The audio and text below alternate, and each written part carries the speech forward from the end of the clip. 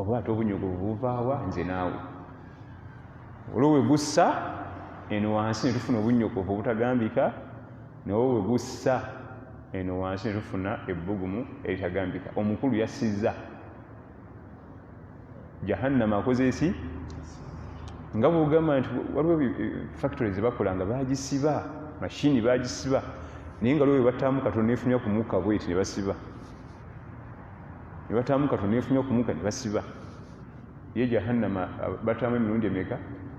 Ogumu muliro bugumu ne lituyiikira eno ate obumu bunnyogovu oba eyo mbazungu ndowooza gye batumiza obunnyogovu kubanga kyebubakola ate kisufu ate ndowooza mbawarabu ne batumizayo ekisuumu bugumu Allah yamanyi kubanga ebbugumu eriri mbawarabu mukama wange ate ekika kirala ate ffe ne tuba nga tuli moderate tuli awo bwe tutyo katonotono mu bugumu katonotono mu bunnyogovu alhamdulillah.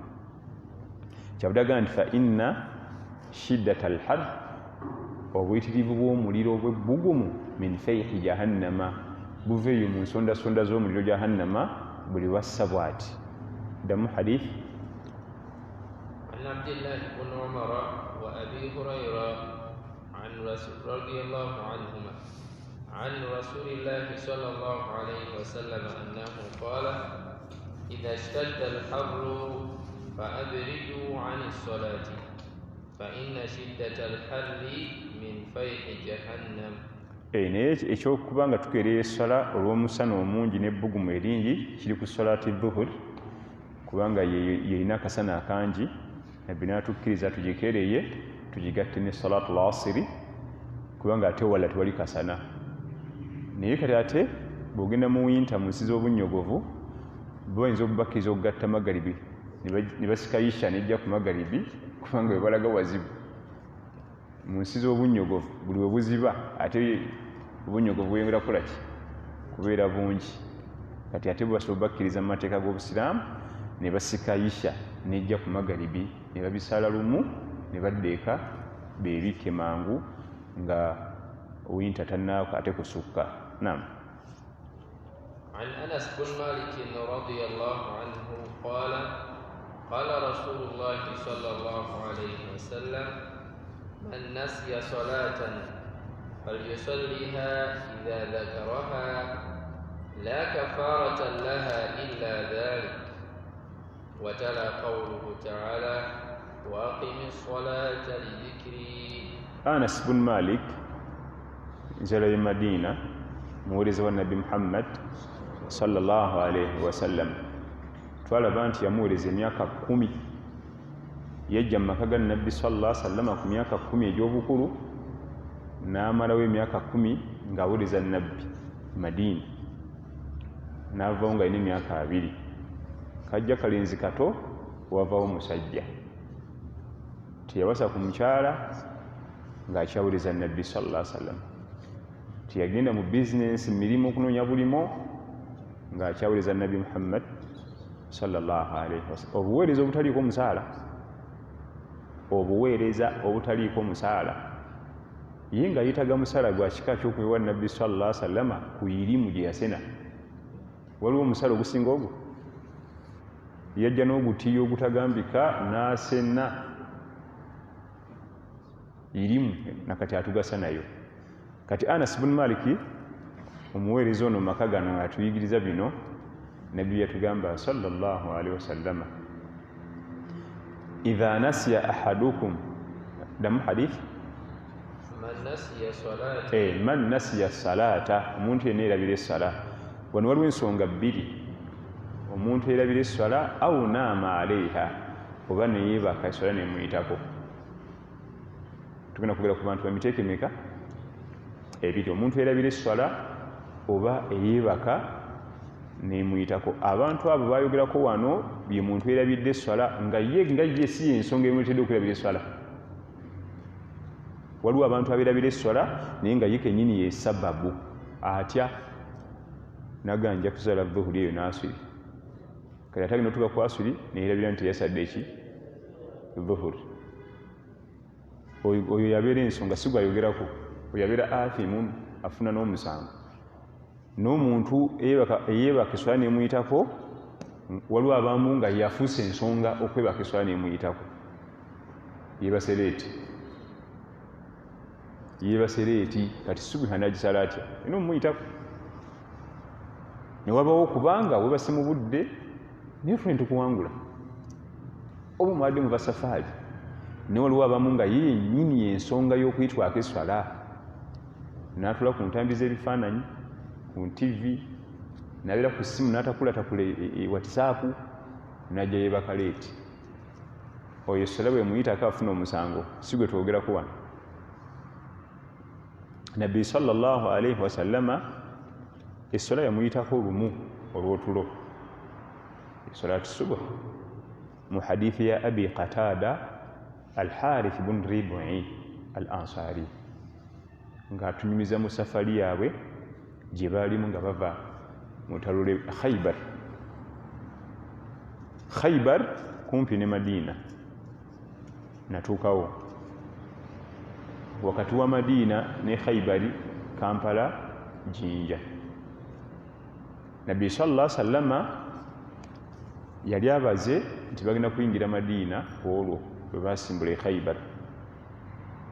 Agenda okuzuula nga abasajja bakoye nnyo budde kiro bava mu lutalo bakooye n'alaba nga tajja kuba muntu wabuvunaanyizibwa n'asalawo beebake banayingira enkya e Madiina sallallahu alaihi wasallam. Kati beebaka leeti bakoye n'olutalo kyo kimu bakoye n'olugendo bibiri beebase leeti. Yalina abalwanyi nga 600 sallallahu alaihi wasallam.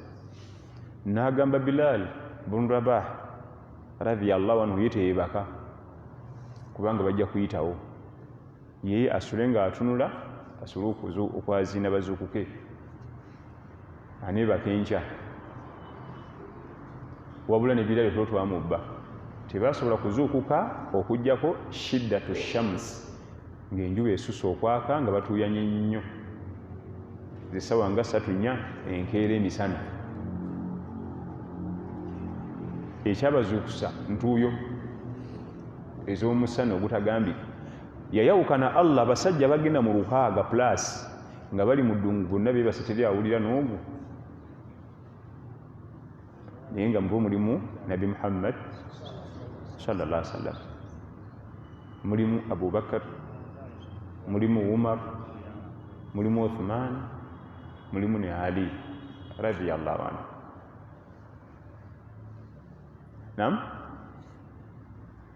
eyasooka okuzuukuka yennyini sallallahu alaihi wasallam engoye zitobye entuuyo nagana abasajja bali kuki Bilali aluwa n'azuukusa Abubakar n'azuukusa Umaru Bilali aluwa Bilali otulo twamubba kuba naye yali akooye tuli fenna ne balyoka bazuukuka Bilali n'ayagala okwazina n'amugaana sallallahu alaihi wasallam n'agamba nti wano sheitaani yatuwanguliddewo tumala kuvaawo tugende mu lusenyi oluddako naye jjukira nti abantu 600 bajja mu kifo ekimu batwale mu kifo ekirala kiyinza okuba kyetagisa wa 2 abantu 600 tebali nga ggwe nga boga nti nve wano ngende wali ekibuki. Abantu abangi entambula yaabwe tebangayo abantu batono ne batuuka mu kifo ekirala namugana yaziina nayazina salatu subuhi namugano kima basobola okusala qabliya ya subuhi wadde balireeta ekyenkanidde awo era bagisala qabliya yaki erakezi ezibaawo nga tunasala subuhi eza sunna ne bazisala bwe yamala namugana kati kima ne basala salatu subuhi. Ebyokuyiga ebiri mu hadithi Nabbi sallallahu alaihi wasallam naye muntu qul innama ana basharun mithlukum agambi nange ndi muntu nga mmwe yuha ilay ekyenjawulo kyennina kukibwako bubaka kati yeebase swale muyiseeko sallallahu alaihi wasallam. Ekyokuyiga ekiri mu hadithi wali shaitaani yali yabawanguliddewo tebasalirawo kubanga omusajja akasajja obubonero kabututedde shaitaani yali yabawangulidde mu kifo ekyo nabaga tujja kusalirawo tugende wadda wano si walungi nga era bulabo mukutuba otulobe tukulumba shaitaani bekuwangulidde mu kifo ekyo aga nti kati akola ki vaawo nonyi walala era bwe tuddamu ne tukulumba era ebikumazi vaawo naye bwogenda okyetegereza toyinza kyusa mirundi 2-3 noddayo nofuna otulo naye bwosigala mu kifo kimu olwanyisizaawo otulo bakulimba bakumaze dda akasajja kakuwangudde dda guli mukutunka nako nga makisi zonna kamaze dda ozikola ki oziyoola zonna tokyalinawo nakanula kanula maaso wayita esekendi mmeka addamu kutomera banne nga yekazakaza nga yekyangacanga terezebegabe waapi naye bw'okyusa ekifugumu 2 ogenda okulya nga toli fresh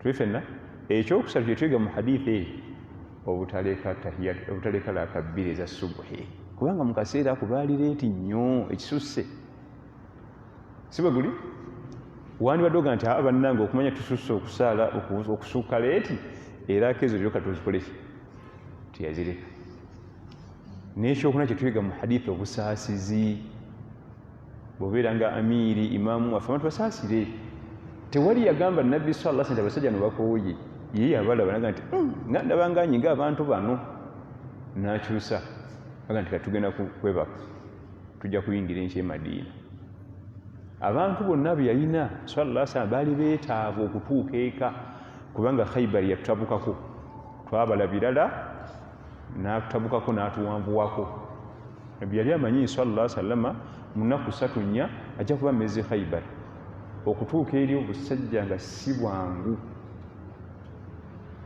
era twasoma hadithi wano nti asabatna majaa ayyamu Khaybar enjala yatukuba nga tuli Khaybar asabatna majaa kiva mu jumu enjala yatukuba kubanga emmere gye baali bagenze nayo bali babaze ennaku negwawo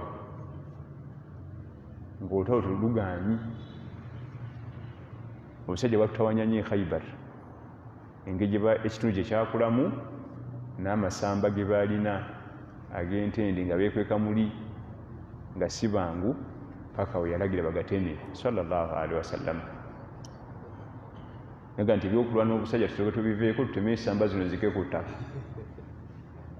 kubanga tulina kugyawo ensamba zino bujja tumalawo era bannanfusi ne boogera nti kale olaba Muhammad alimba abantu mu bunnabbi wa Allah emmere y'abasajja agitemye bagenda kulyaki mmere yenna yonna agitemye oluvaamu mu bunnabbi ayisomesa bulungi mmere y'abanootema yaaki kati ate nabbi n'awulira nga kimukoonye nti ate emmere ya rabbi nteme yaaki Allah namuga nti ma qata'tum min linatin aw taraktumuha qa'imatan ala usuliha fabiidhnillah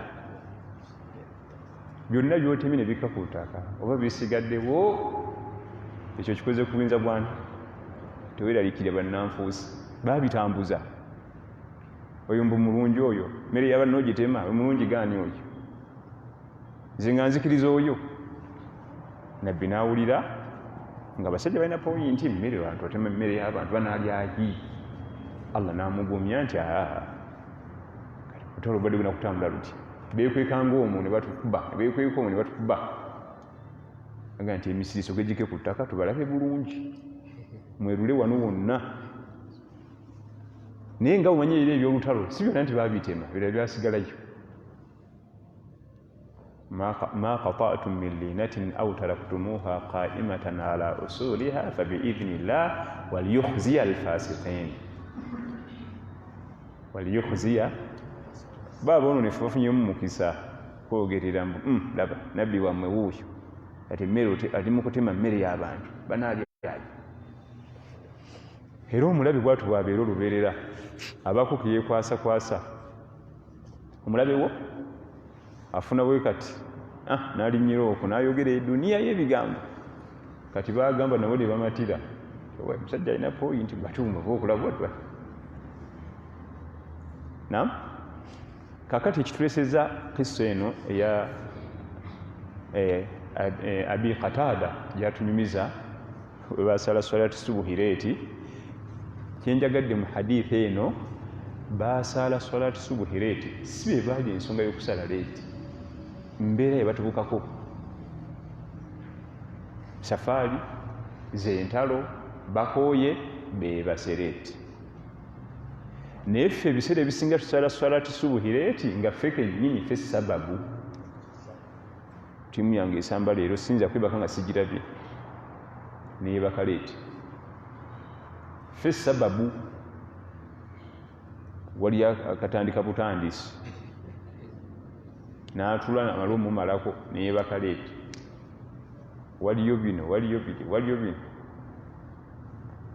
Omuntu yeerabira esswala n'omuntu yeebaka esswala n'emuyitako nga ye yensonga afuna omusango, wadde ate ateekeddwa okusaala niye afuna omusango ogw'okukola ibaada eyo leeti nga ye yensonga.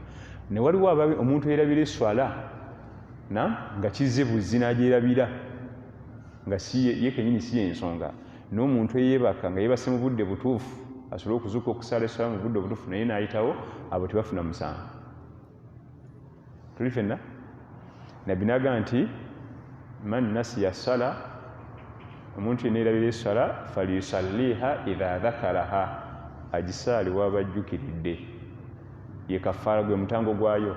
Bal omuntu bwe yeerabira esswala wagijjukira bwe bubeera obudde bwayo. Abamu balowooza nti bw'oba weerabidde dhuhuri n'ogijjukira ku isha olina kulinda enkya mu dhuhuri.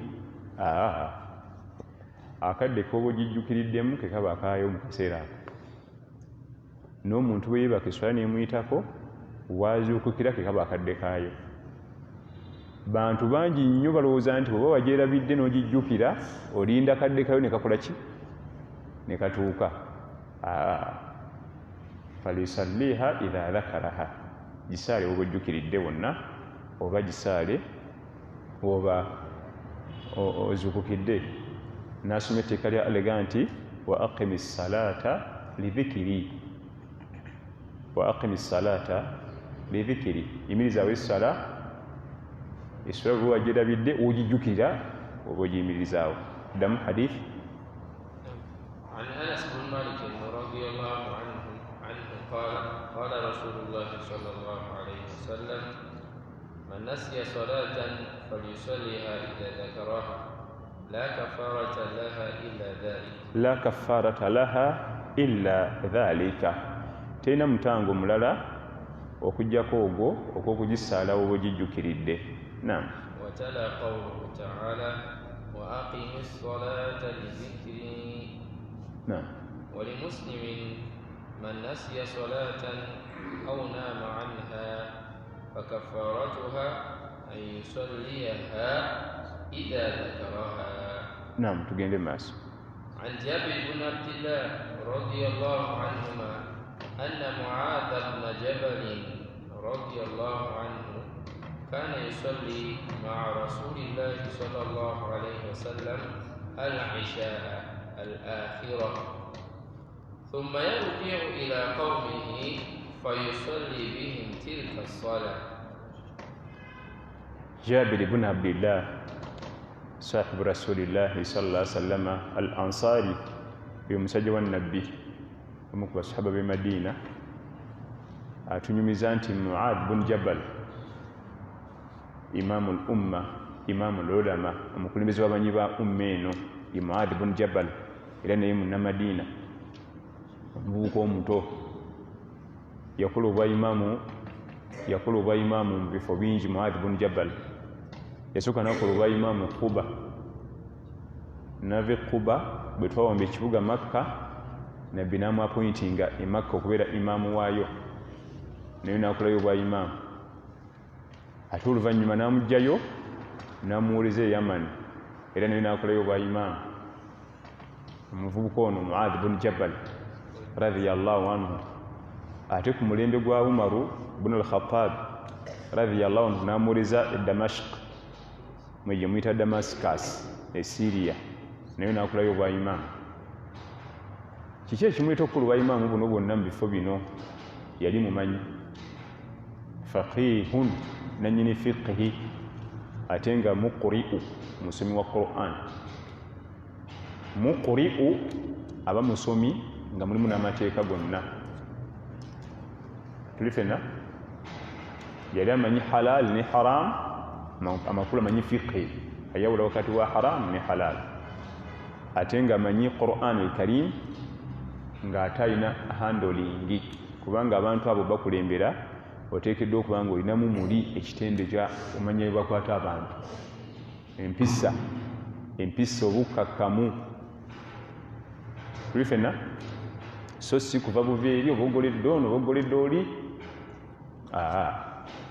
Muadh bin Jabal radiyallahu anhu tumutegedde Muadh bin Jabal teri yawinza mumusomako byafaayo bye n'atamwegomba kubanga yafiira ku myaka 35 egy'obukulu naye weewunya ebyo byonna ebifo ebikolamu obwayima n'obuuza yabikola ddi ebyo byonna yo irimu yagisoma ddi abeera omumanya yenkanidde awo kubanga okusoma busomi irimu nakyo banga litaaga fanvu ate wuuyo tumulaye nga ali mu kutambula masafaari akola bwaki bwa imaamu yasiramukira ku myaka 18 egy'obukulu nga nabbi azze Madiina sallallahu alaihi wasallam neyegatta ku umma n'asomerawo irimu n'abirawo omukugu yali awangalira mu kaalo ke Quba kilomita 3.5 okuva e Madiina era gye yasaazanga essala naye essala eya Aisha yagisalanga emirundi ebiri kaana yusalli maa nabiyyi sallallahu alaihi wasallam al-isha al-akhira yasalanga ne nabbi salatu al-isha esembayo eggalawo olunaku thumma yarji'u ila qaumihi fayusalli maahum tilka as-sala naddayo Quba nga bamulinze mu muzikiti n'abasaza Aisha ekisookera ddala ekyamuleetanga okusaala ne nabbi e Madiina abeeko irimu jajjawo kubanga wakati wa Magaribi ne Aisha wabangawo darusu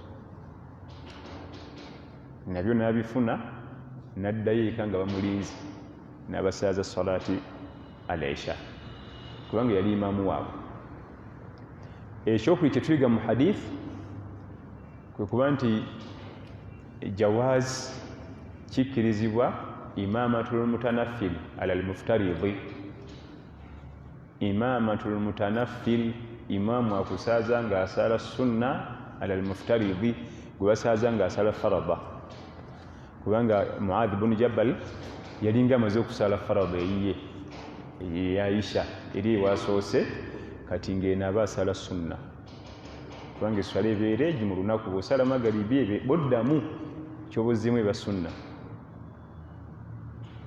tuli fenna jawaz imamatul mutanaffil ala al-muftaridi kikkirizibwa omuntu okuba ng'atukulembera asala sunna ng'ate ffe tusala farada ate wa bilaks n'ekyenyume kyekyo jawaz imamatul muftaridi ala al-mutanaffil kisooka okuba nga imaamu asala farada nga gw'osala sunna oba nga gw'osala sunna imaamu asala sunna oba nga imaamu asala sunna gw'osala farada ekifaananyi kitusoose okuleeta wano ekya Muadh bin Jabal imaamu yalinga asala sunna nga basaaza basala kiki farada ne mutalawuya kibaamu naddala mu mwezi ogwa Ramadan omuntu ajja n'asanga ng'etalawuya etandise nga tannasala Aisha imaamu asala swala ya talawuya eya sunna n'omwegattako nga ng'osala kiki farada tekina buzibu balo kyekikubirizibwa bannange mu mwezi ogwa Ramadan omuzikiti nga gubamu nnyo akavuyo emabega eyo abantu bajja nabuuza talawuya etandise nti nadda wali katikama tusala Allahu akbar buli ajja talawuya etandise nti nadda wali buli ajja onali ku sujuudu onali ku tahiyatu onali ku ruku ate ekyakuleese mu masjidi kukola ki kusaala bano bakola ki wazze kusaala jama ofunye omukisa weeri ekikusaza weka kiki bw'omubuuza nti ekikusaza weka kyekiki mbu bano bawanvuya ani afunamu bwe bawanvuya n'osagwa budde bwange babwonoonye nandibadde enkozeemu ebirala nenfuna empera bwe kibeera ofunye omukisa okusala jama naye ziba kubanga ssente singa buli ayingira yegatta kuli naye olwokuba temuliimu ssente bw'oyingiranga mu masigidi yonna bwe kyosanga bakola mu jjama weegatte tobuuza nokubuuza weegatte kubo kubanga ekikule owa waddala kusaala wekka wandisigadde mu nnyumba ye ekituleeta ku muziki kusaala kiki jama ate ogisanzeewo ate odda ebbali ffe kennyini netwemma empeera oba wanvuye bawanvuye ani afuna nabbi ayagala nnyo tubeere simaati masigidi tokkirizibwa kuyingira n'osanga abantu basimba layini basaala gwe ate nodda wali simba kubana basale ebyabwe nga nawe osala bibyo batola salaamu nga zikyabulayo juze naye ekibeera mu muzikiti mutalawuye mabega eyo kati niwali abakambwe bajja 3 5 baga nti talawuye etandise nga tebakola jjama endala wali tusaaze goba tusaaza noli okola mugita stadium ya mupiira bantu kubanga mu stadium ya mupiira bantu balina kagurupu kabwe baleekana birala ne bali balina kaabwe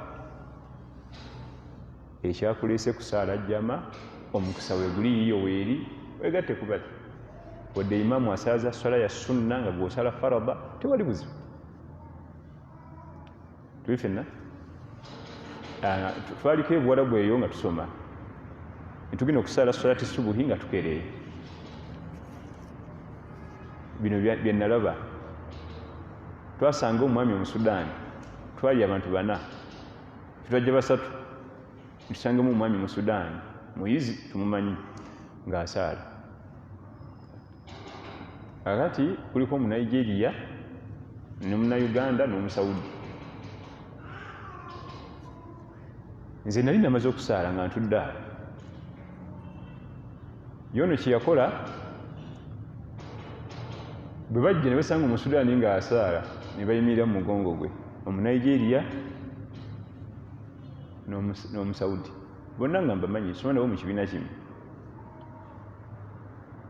basanga abuzaire akembu yatola salaamu naddawo naga nti kalikama tiswala bo balina okuyimuka okukimeera aka kubanga basanga asaddekera kaki kumbi yali asala sunna kati omunayigeria alaba oli akima eswala n'ava mu swala namubuuza nti obadde osala sunna oba subuhi namugamba nti mbadde nsala subuhi n'agenda ajjeyo oli mu swala mwali omusawudi nti va mu swala n'adde asala sunna oli n'alemeramu namunyenyanya oli adde asala sunna jamu tuddemu tusaale ono n'alemeramu kati ono neyegatta ku oli ate era omusudaani bupya n'addamu nabeera imaamu we ne baddamu eswala ono ye n'asigala ng'asaala nziramu nze nali namaze dda swala tudde awo ndi mu azikaari ne wajja abantu 2 ne basanga omusudaani ng'asala sunna kye bataamanya ne bamwegattako yali abuzaire akembu yatola salaamu ne bayimuka okujjuza ye omunayigeria bwe yaba ng'akima eswala n'agivaamu n'ayagala jjemu ono yalemeramu kubanga ono yali mutuufu wadde oli yali adde asala sunna bo bali batuufu bajjuze subuhi niyo ne yagivaamu naye eswala bwe yaggwa twayogerera essaawa nga 2 nga nti buli omu ayita fikihi gw'alina paka etwagenda mu bamasheekh ne bagamba nti oli ow'essawudi omusawudi yadde mutuufu yali taddamu wadde oli yadde abasazza ng'ali mu sunna nomugende mu maaso ate gwe wakoze byo okwagala okumujja mu swala wabula nze buli yamunyenyanyanga okumujja mu swala nga nfa nseko naye ng'oli ali siriasi teyaseka era teyagivaamu paka kugimaliriza so nga baali batuufu bandigenze ne bamaliriza esswala yaabwe kubanga kikkirizibwa imaamu okuba ng'asala bibye birala nga nawe osala ebyo birala hatta ne webanga farada ku sunna bikkirizibwa wabula toyingira masigidi n'osanga jjama ate n'odda wali wabbali kubanga ekyakulese masigidi jjama damu hadith عن جابر بن عبد الله رضي الله عنهما أن معاذ بن جبل رضي الله عنه كان يصلي مع رسول الله صلى الله عليه وسلم العشاء الآخرة ثم يرجع إلى قومه فيصلي بهم تلك الصلاة. إلى حديث رجع إنكيزو معاذ بن جبل جيينا إلى أمة nabbi sallallahu alaihi wasallam bwe yalinga atuma basajja be yamanyanga buli omu field mwamugasa. Waliwo field nga tayinza atuma Muadh ng'ajja atuma Umaru, waliwo eriya ng'aga nti awo mpite Umaru yaba agendawo yagenda okungasa, ng'ate bw'atuma Muadh bun Jabal tajja kubisobola. Yalinga amanyi basajja be nti mu eriya bweti gundi, eriya bweti gundi. Kati byajjanga nga birimu nnyo fiqhi mungi n'okukwata handling ennungi mumpitire Muadh bun Jabal. Bwe byajjanga birimu okubwatuka n'okuboggola mumpitire Umaru, kubanga ye agenda kubwatuka eddoboozi eri ebintu byonna bidde mu nteeko. Yalinga amanyi abantu be, singa njagadde ottuma wano ntuma waani. Olaba kyobula Muadh bun Jabal yamutumya enfunda eziwerako, akoze obwa imaamu Quba, avuddeyo abukoze e Makka.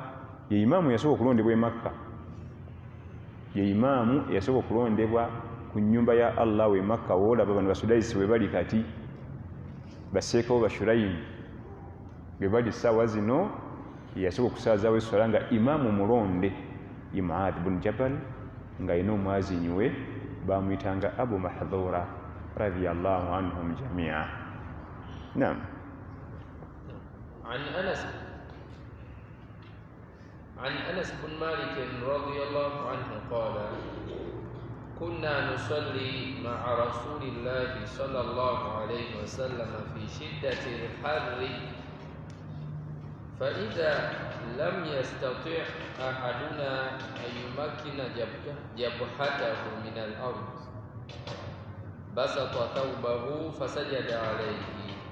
Omuwandiisi w'ekitabo eno hadithi yandibadde eriraana eri ey'emabega eyadde eyogera ku musana omungi, naye bw'atyo bwazitengese rahmatullahi alayhi rahmatan wasi'a. Ddamu hadithi. عن أنس بن مالك رضي الله عنه. Anas bun Maliki akomyewo omuweereza wa Nabbi sallallahu alaihi wasallam ng'atuyigiriza baalinga basaala ne Nabbi sallallahu alaihi wasallama mu pereketya w'akasana. Bwe yalinga tasobodde omu bo nga olw'obuyitirivu bw'omusana tasobola kuteeka kyenyi wansi, basata thawbahu fasajada alayhi, yateekangawo olugoye lwe n'avunnamako. Olw'obuyitirivu nti omusana bwabanga bwokya nnyo wansi ng'ateekawo olugoye. Ekyokuyiga ekiri mu hadithi eno kwe kuba nti bwe kibanga ekifo ky'osaaliramu okyekengedde, osobola okuteekawo ekintu, oba enkofiira yo oba akatambaala, oba ng'olina olugoye lwo kati ng'abakyala balina jilibaabu asobola ojjalawo n'avunnamako. Ayinza okuba akyekengedde olw'okwokya nga bwe tusaalira wabweru mu kasana, oba nga obuyonjo bwawo obuyonjo abwekengedde n'ateekawo olugoye, oba endwadde kati nga bwe tubadde mu korona, salla mutwingirize, tekiggana kuteekawo olugoye bw'oba nga weekengedde. Ye hadithi eno singa obawo okwekengera ekifo nga bwe bayaga nti balinga bakyekengedde, walinga bookya nnyo ne bateekawo olugoye. Ddamu hadithi labe. عن أنس بن مالك رضي الله عنه قال كنا نصلي مع رسول الله صلى الله عليه وسلم في شدة الحر. Twasalanga ne Nabbi sallallahu alaihi wasallam fi shiddati al-har, mu buyitirivu bw'omusana. Naye ate twalabye mu hadithi eri nti omusana bwe gwabeeranga omungi nga bakeera essala. Tekitegeeza nti zonna bazikereyanga, era waliwo ezimu ze baasaalanga zivuhuli mu kasana akangi, waliwo kayitangamu ennyo ne bakeereya, waliwo kabeeranga akatono ne basaala naye ng'era geekali nga bateekawo olugoye. Jabuha ye wajihu. Genda mu maaso labe. فإذا لم يستطع أحدنا أن يمكن جبهته ayyumakkina jabhatahu, bwe yalinga tasobodde omuffe kuteeka jabuha ye face ala al-ard, wansi olw'obuyitirivu bw'okuba nti wayokya ng'ate okuteekawo omutwe gwe basata thawbahu fasajada alayhi nga ayalawo olugoye lwe nga kwavunama. Naam. عن أبي هريرة رضي الله عنه قال قال رسول الله صلى الله عليه وسلم لا يصلي أحدكم في ثوب واحد ليس على عاتقه منه شيء. Owekitiibwa Abi Hurayra Abdurrahman bin Sakhar ad-Dawsi okuva e Khaybar atugana Nabbi yagaana sallallahu alaihi wasallama la yusalli ahadukum fi thawbi alwahid laysa ala atiqihi minhu shay. Nabbi yagaana okusalira mu lugoye olumu. Nabbi yagaana sallallahu alaihi wasallama okusalira mu lugoye olumu kubanga watogumidde. Hadithi erimu ebigambo nga bisatu. Ekigambo ekisooka olugoye olumu ng'obukanzu bwaffe buno obwewera. Ekisooka oba togumidde kubikka bulungi bifo byo, oba mwami oba mukyala batagumidde ng'ali mu lugoye lumu, wadde oli mu nnyumba wekka, si kuwoza nti siri mu bantu, ndi mu nnyumba bw'omu. Ate ekirala laisa ala atiqihi minhu shay, amakulu ntasalira mu lugoye lumu nga eno waggulu kwibegabega tekuli kantu, olugoye oluva kuno ne lukka eno ng'enkutu omwami, kubanga eno waggulu teri kantu kaliyo. Oteekeddwa okubanga eno waggulu waliyo akaliyo akabisseeko eno ne kakka wansi. Mu bigendererwa mu hadithi eno okusalira mu lugoye olumu oba togumidde kubikka bifo byo ebyensa. Wabula waliyo engoye ng'ate zo baazikola nga nzito, kati ng'olugoye olukoleddwa mu fomati ya bulangiti oba tawulo, ezo zo engoye nzito. Obanga lubadde olina ate olulo osobola okulusaaliramu kubanga luluzitowa era lukugumiza. Naye obawo obugoye bwaffe tutera okwambala nga tusobola kuggumira, tojja kuba ng'obisse bulungi bifo byo ebyensa. Nabbi n'atugaana okusalira mu lugoye olumu kubanga oba togumidde. Naam. عن أبي هريرة رضي الله عنه قال قال رسول الله صلى الله عليه وسلم لا يصلي sokoddemu hadithi gy'olimu. Yes, Naam, genda maaso. لا يصلي أحدكم في ثوب واحد ليس على عاتقه منه شيء. ليس على عاتقه منه شيء. العاتق kyekibegabega kino nga tolinayo kagoye kakutte kuva eno kukka wansi. Jjukira nti bwe tubeera mu hijja tubeera mu ssuuka bbiri. Essuuka emu yakubikka eno waggulu, emu kwesiba wansi. Naye ezo zonna ziba zizitowa kubanga engoye ze tukoleramu emikolo gya hijja abaami ze bambala ziba nga tawulo, zizitowa nnyo, nzito. Ekyokubiri era bwe tuba tugenda kujjayo kubanga waliwo tuka okukola emikolo ng'ekibegabega kino ekimu kigenda kubeera bweru, ekibegabega ekimu nga erina kubikkulako kimu ekimu n'okibikka, era kuba kusigaddeyo ekimu nga kibisse. Bw'ogenda okwetegereza hadithi eyo egaana okusaalira mu sirivuleesi. Naam, egaana okusaalira mu sirivuleesi. Wano Allah atugamba nti ya bani adama khudhu zinatakum inda kulli masjidin wa kulu washrabu wala tusrifu innahu la yuhibbul musrifin. Naam, ya bani adama, wange omwana Adamu, khudhu zinatakum inda kulli masjid.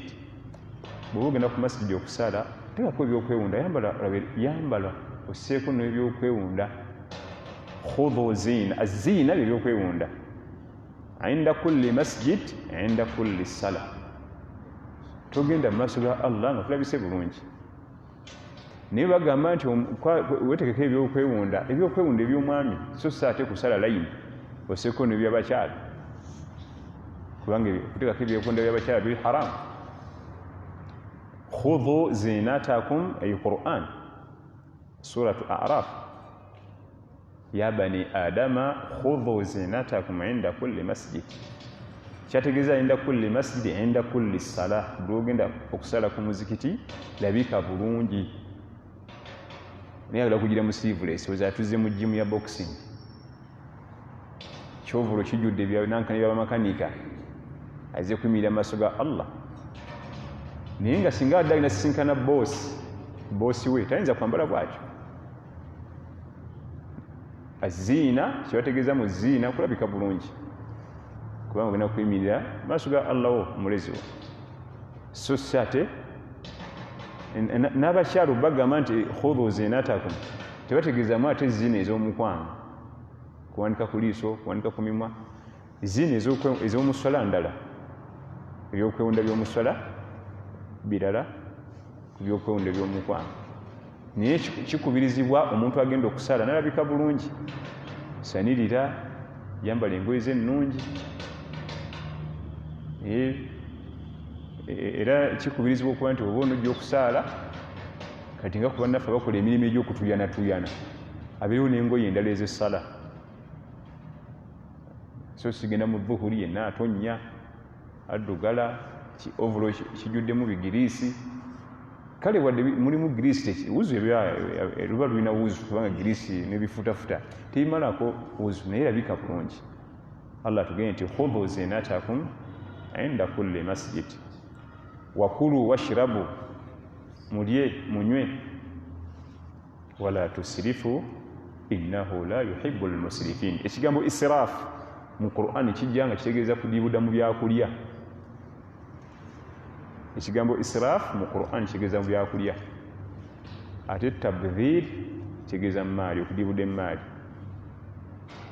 Wala tusirifu, temudiibudanga mu kulya. Innahu la yuhibbu almusrifin, Allah tayagala bantu badiibuda. Okudiibuda mu byokulya kasita omubiri gugamba nti lekeraawo, boddamu n'olya oba okola israfu. Omubiri gwaffe Allah yagukola nga guli computerized. Ani akugamba nti oyala kunywa mazzi? Abaana, ani akugamba nti ennyonta ekuluma? Kompyuta y'omubiri eweereza message. Ani akugamba nti kati agamazzi g'onywedde ennyonta ewonye? Kompyuta y'omubiri eweereza ki? Ani akugamba nti enjala ekuluma? Kompyuta eri muno. Allah yatukola nga tujjudde kompyuta. Naye ekineewuunyisa bwe kugamba nti enjala ekuluma ogigondera. Kyokka bwe gamba nti ate tukkuse nti akapiraawo kawoomye nnyo. Kapiraawo kakoze eki? Kati awo wali israfu. Bweguwuliriza message nti mukulu ebyokulya bimala, bw'oyongerako oba okoze israfu. Wala tusirifu innahu la yuhibbu almusrifin, temudiibudanga amakulu tolyanga mmere ng'okkuse, ekyo Allah takyagala. Era bwe kuba twawakanya etteeka eryo ye pressure ne sukaali ne alusa. Sukaali ne pressure bw'ogenda mu basomi ba irimu baga nti ezo ndwadde ez'abajega. Abasomi ba irimu batugamba kubanga sukaali ne pressure kuva ku aya eyo.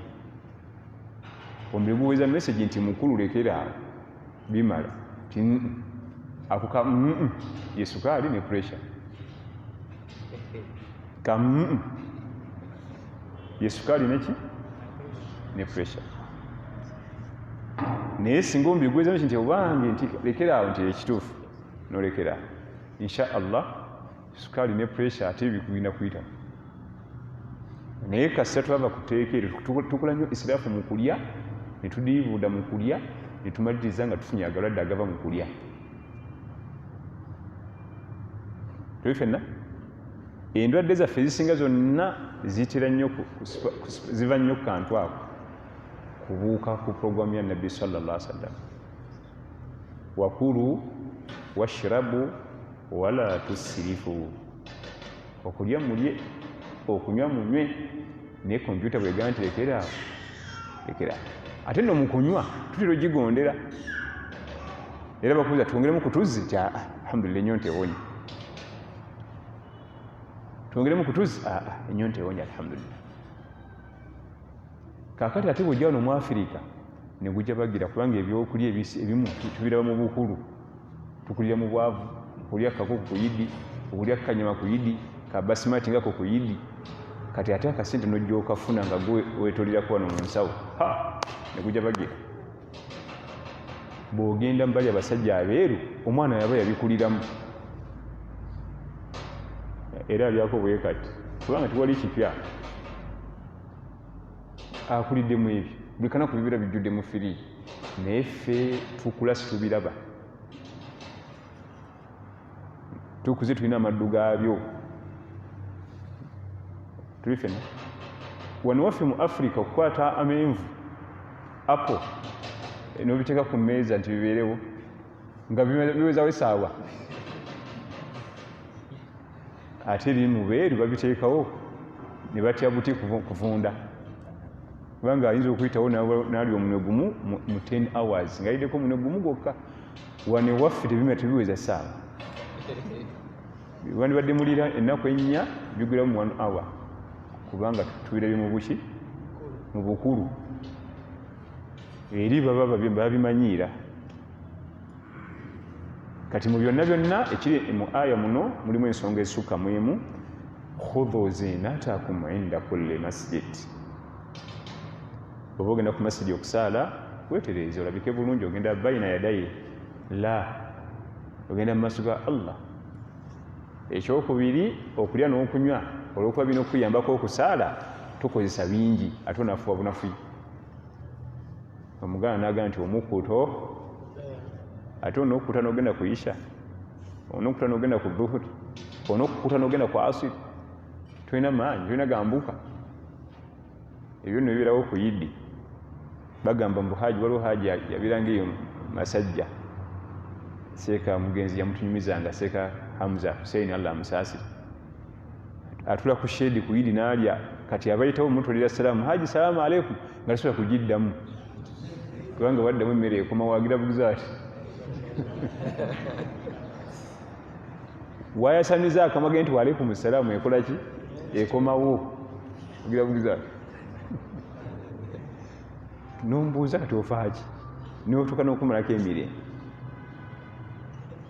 kati abanga salaamu bw'aliva ddi awo alina okutuula awo emmere nebasooka bagikoleko afunaga n'agenda okuyimuka okugenda ye ku muzikiti aba kyagenza oyo kubanga wakutamira bwati ku maviivi lutalo naam tugende mu maaso عن جابر بن عبد الله رضي الله عنهما عن النبي صلى الله عليه وسلم قال من أكل ثوما أو بصلا فليعتزلنا أو ليعتزل مسجدنا وليقعد في بيته وأتي بقدر فيه خضروات فيه خضرات وأوتي بقدر فيه خضرات عندي خضرات خطأ مطبع نعم من بقول فوجد لها ريحا فسأل عنها فأخبر بما فيها من البقول فقال قربوها إلى بعض أصحابه كان معه فلما رآه كره أكلها قال قل فإني أناجي من لا تناجي muzimu ku mpisa Jabir ibn Abdillah zatuletedde mu hadithi omuntu anagenda ku masjid oba ne mulujjudde mu bantu tolya butungulu bubisi oba katungulu ccumu si kyampisa kulya bintu ebyo n'ogenda mu banno kubanga ebibala ebyo bitta olusu n'obunyabunya banno natugamba sallallahu alaihi wasallam nti man akala albasal omuntu yenna alya albasal gwe butungulu ate athawumu ke katungulu ccumu byombiriri bibala bimera naye bireeta olusu olubi mu kamwa falyatazirna bw'omanyanga nti olidde obutungulu oba katungulu ccumu twesambe falyatazirna twesambe tube wala tujja eno walyatazir masjidana n'omuzikiti gwaffe tolinnyayo falyatazirna weesambe we tuli amakulu tutuddeko wabweru awo mu lujja tutuddeko awo munanka ntojjaawo then ne mumuzikiti bakugobye ne mumuzikiti bakoze eki naga nti waliusalli fi baitihi, salira mu nnyumba yo. Bamugobye mu jama, bamugobye mu jama kubanga agenda tutaataganya banne n'obamalako emirembe n'obaleetera okusaala esswala nga tebali wamu emitima. Tuli fenna naye nnaate ono omuga nti faliusalli fi baitihi, si mukisa afuna omusango gw'obutajja ku muzikiti, so siga nti anzi bangambye nsalire waka, kubanga gw'ofuusa ensonga ey'okusalira waka ofuna omusango gw'okuleka jama. Gw'ofuusa ensonga y'okusalira ewaka kubanga guwabiridde, kati oba olina ofuna omusango okuleka jama. Tuli fenna katungulu cumu, obutungulu obubisi bamugobye mu nkuŋŋaana zaffe. Naye obeera banno nga balina we batudde nga walidde obutungulu tojjaawo. Falyatazilna, atwesambe, ekyo kimu. Walyatazil masjidana, ate ne ku muzikiti tajja. Ebyo bimeka? Asoose kugoba mu bantu ne ku muzikiti akugobye eyo, kubanga si kyampisa, si kyaki.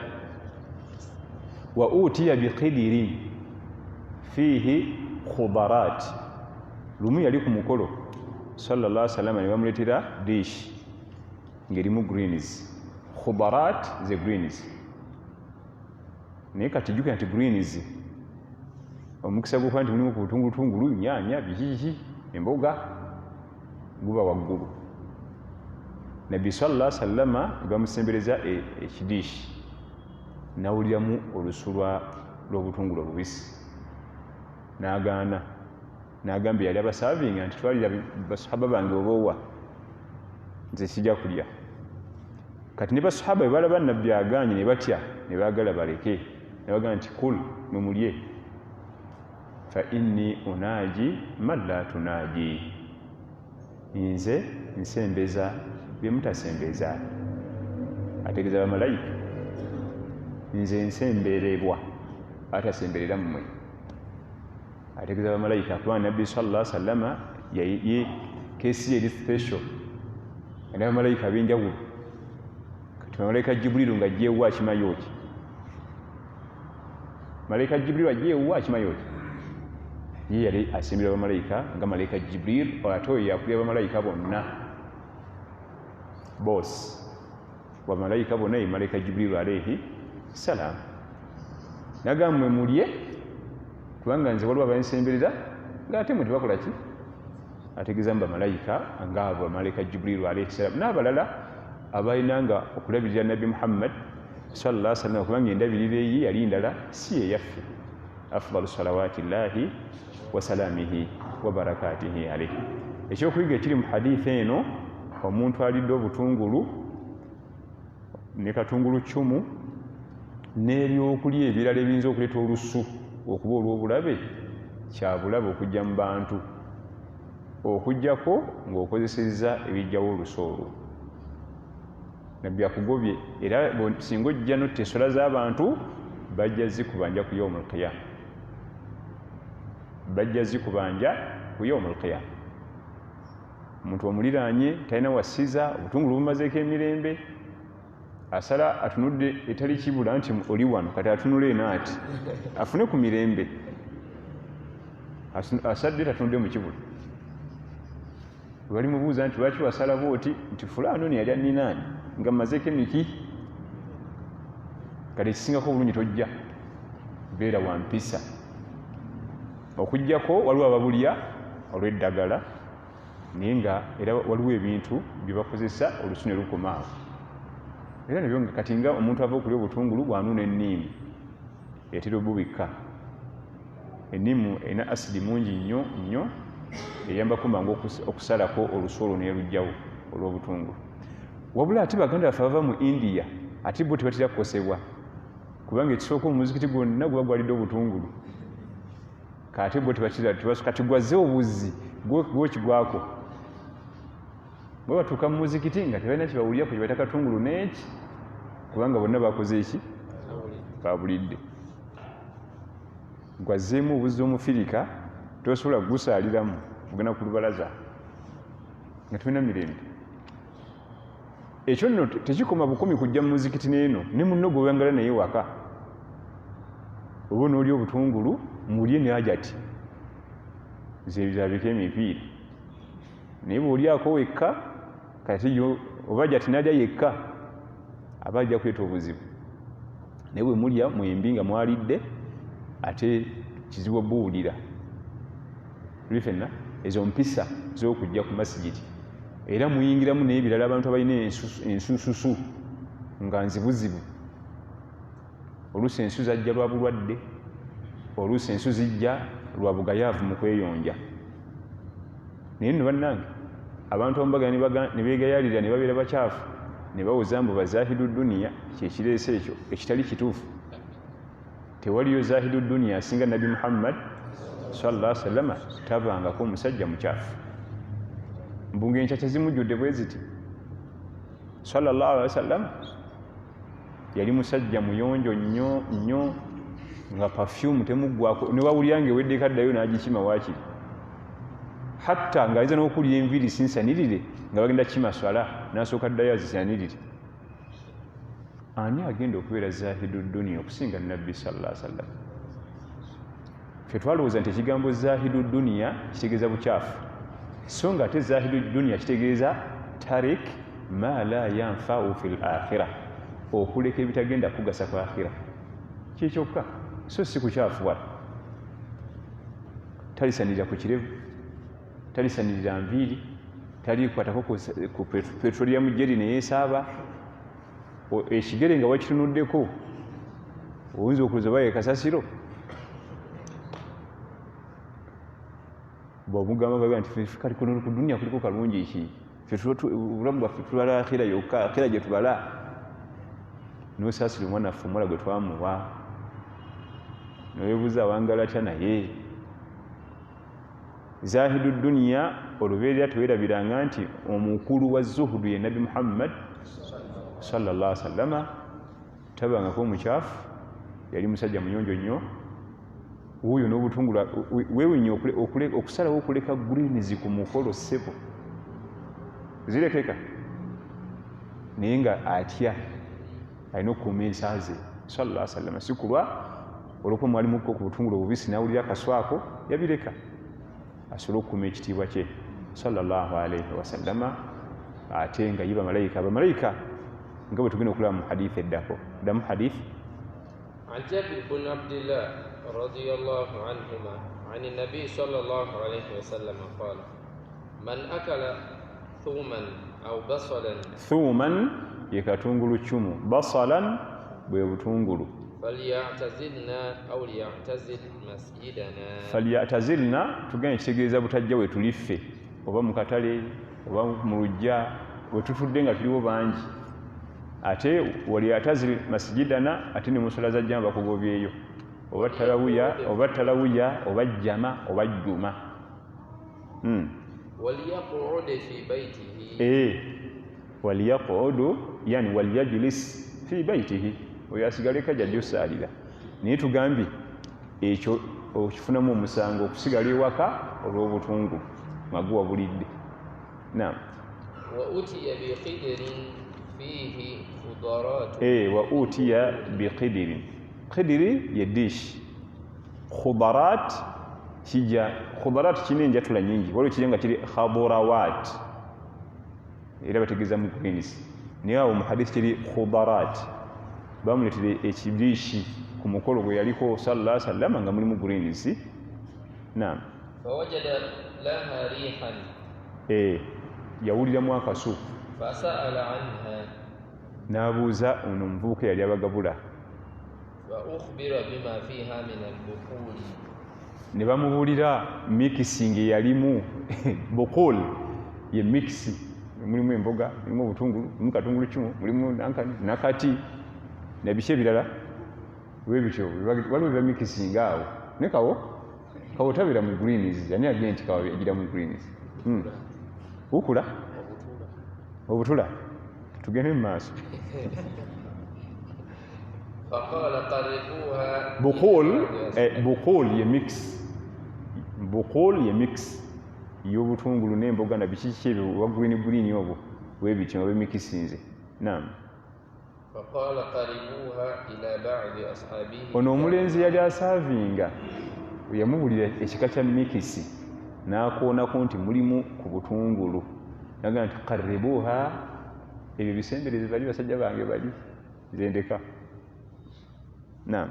فلما رآه كره أكلها. basahaba balaba nabbi abiresse nabo baatamwa okulya basahaba kubanga ate nabbi sallallahu alaihi wasallam agaanyo bbiri ate gwe tujjako eddiini zenze ani abirya. Naam. faqala kul فإني أناجي من لا. n'abagamba nti kul mumukole eki mumulye fa inni unaji man la tunaji nze nsembererwa abatasembera gye muli. yali akuuma enkolagana ye ne bamalayika sallallahu alaihi wasallam. Naam. عن جابر عن النبي صلى الله عليه وسلم قال من أكل البصل أو الثوم أو الكراث فلا يقربن مسجدنا فإن الملائكة تتأذى مما يتأذى منه بنو آدم. حديث يكون يا جابر mu kitundu ekirala naye ng'efaanagana man akala basala omuntu alya obutungulu wa thawma oba katungulu cumu wal kurratha nakyo kibala naye ko si katungulu kibala nakyo kirina olusunge kinenge kikubamu olusu ne lukyuka amugobera masjidi naye kati awadde ensonga fa innal malaika tataadha mimma yataadha minhu bani adama. bamalayika benyinyala ng'omwanadamu bwe yenyinyala olusu olwo olubibi byo olwo bamalayika tebabyagala. bamalayika bitonde biyonjo nnyo nnyo nnyo olw'okuba nti omwanadamu aliko bamalayika bamutambulirako.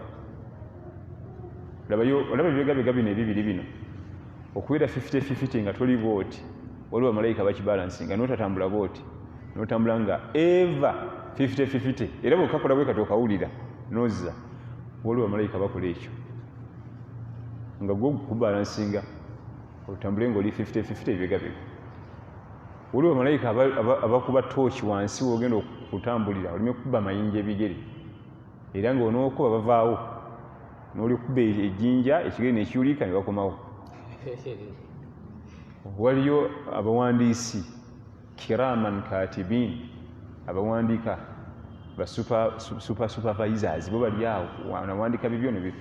kati omwanadamu omu bw'ati aliko ttiimu y'abamalayika emukolako leka ginakuwaza nga teweetukuza ng'okuba olusu oli aga nti tulaga ku olusu olubi gwotanaba kutukula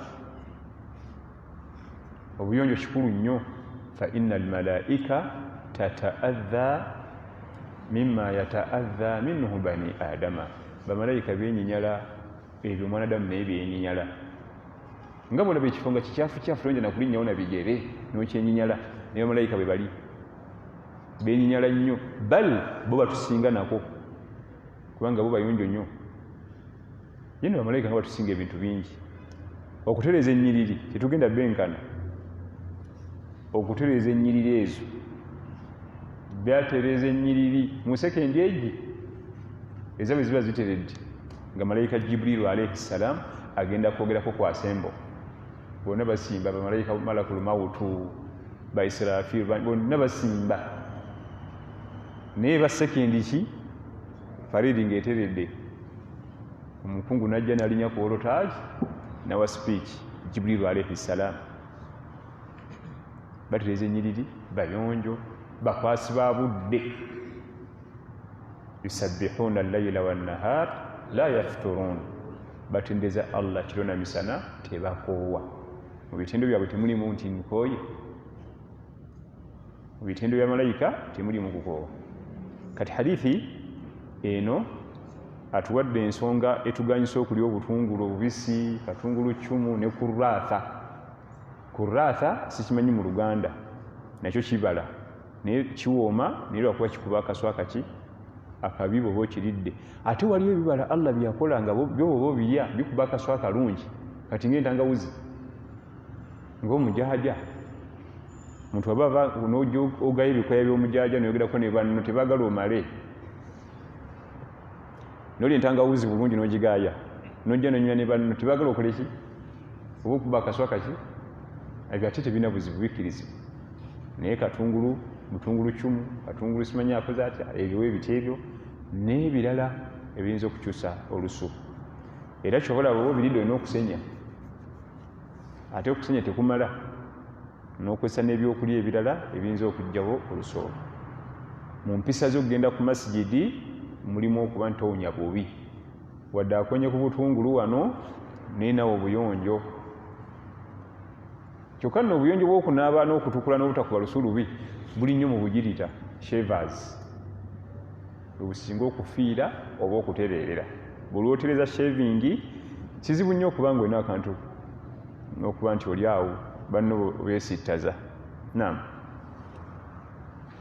عن جابر بن عبد الله عن النبي صلى الله عليه وسلم قال من أكل البصل أو الثوم أو الكراث فلا يقربن مسجدنا فإن الملائكة تتأذى مما يتأذى منه بنو آدم فإن الملائكة تتأذى مما يتأذى منه بني آدم obutonde bwa malayika benyinyala nga binadamu benyinyala tebagala kuleeta muzannyo mu buyonjo naam قال المصنف رحمه الله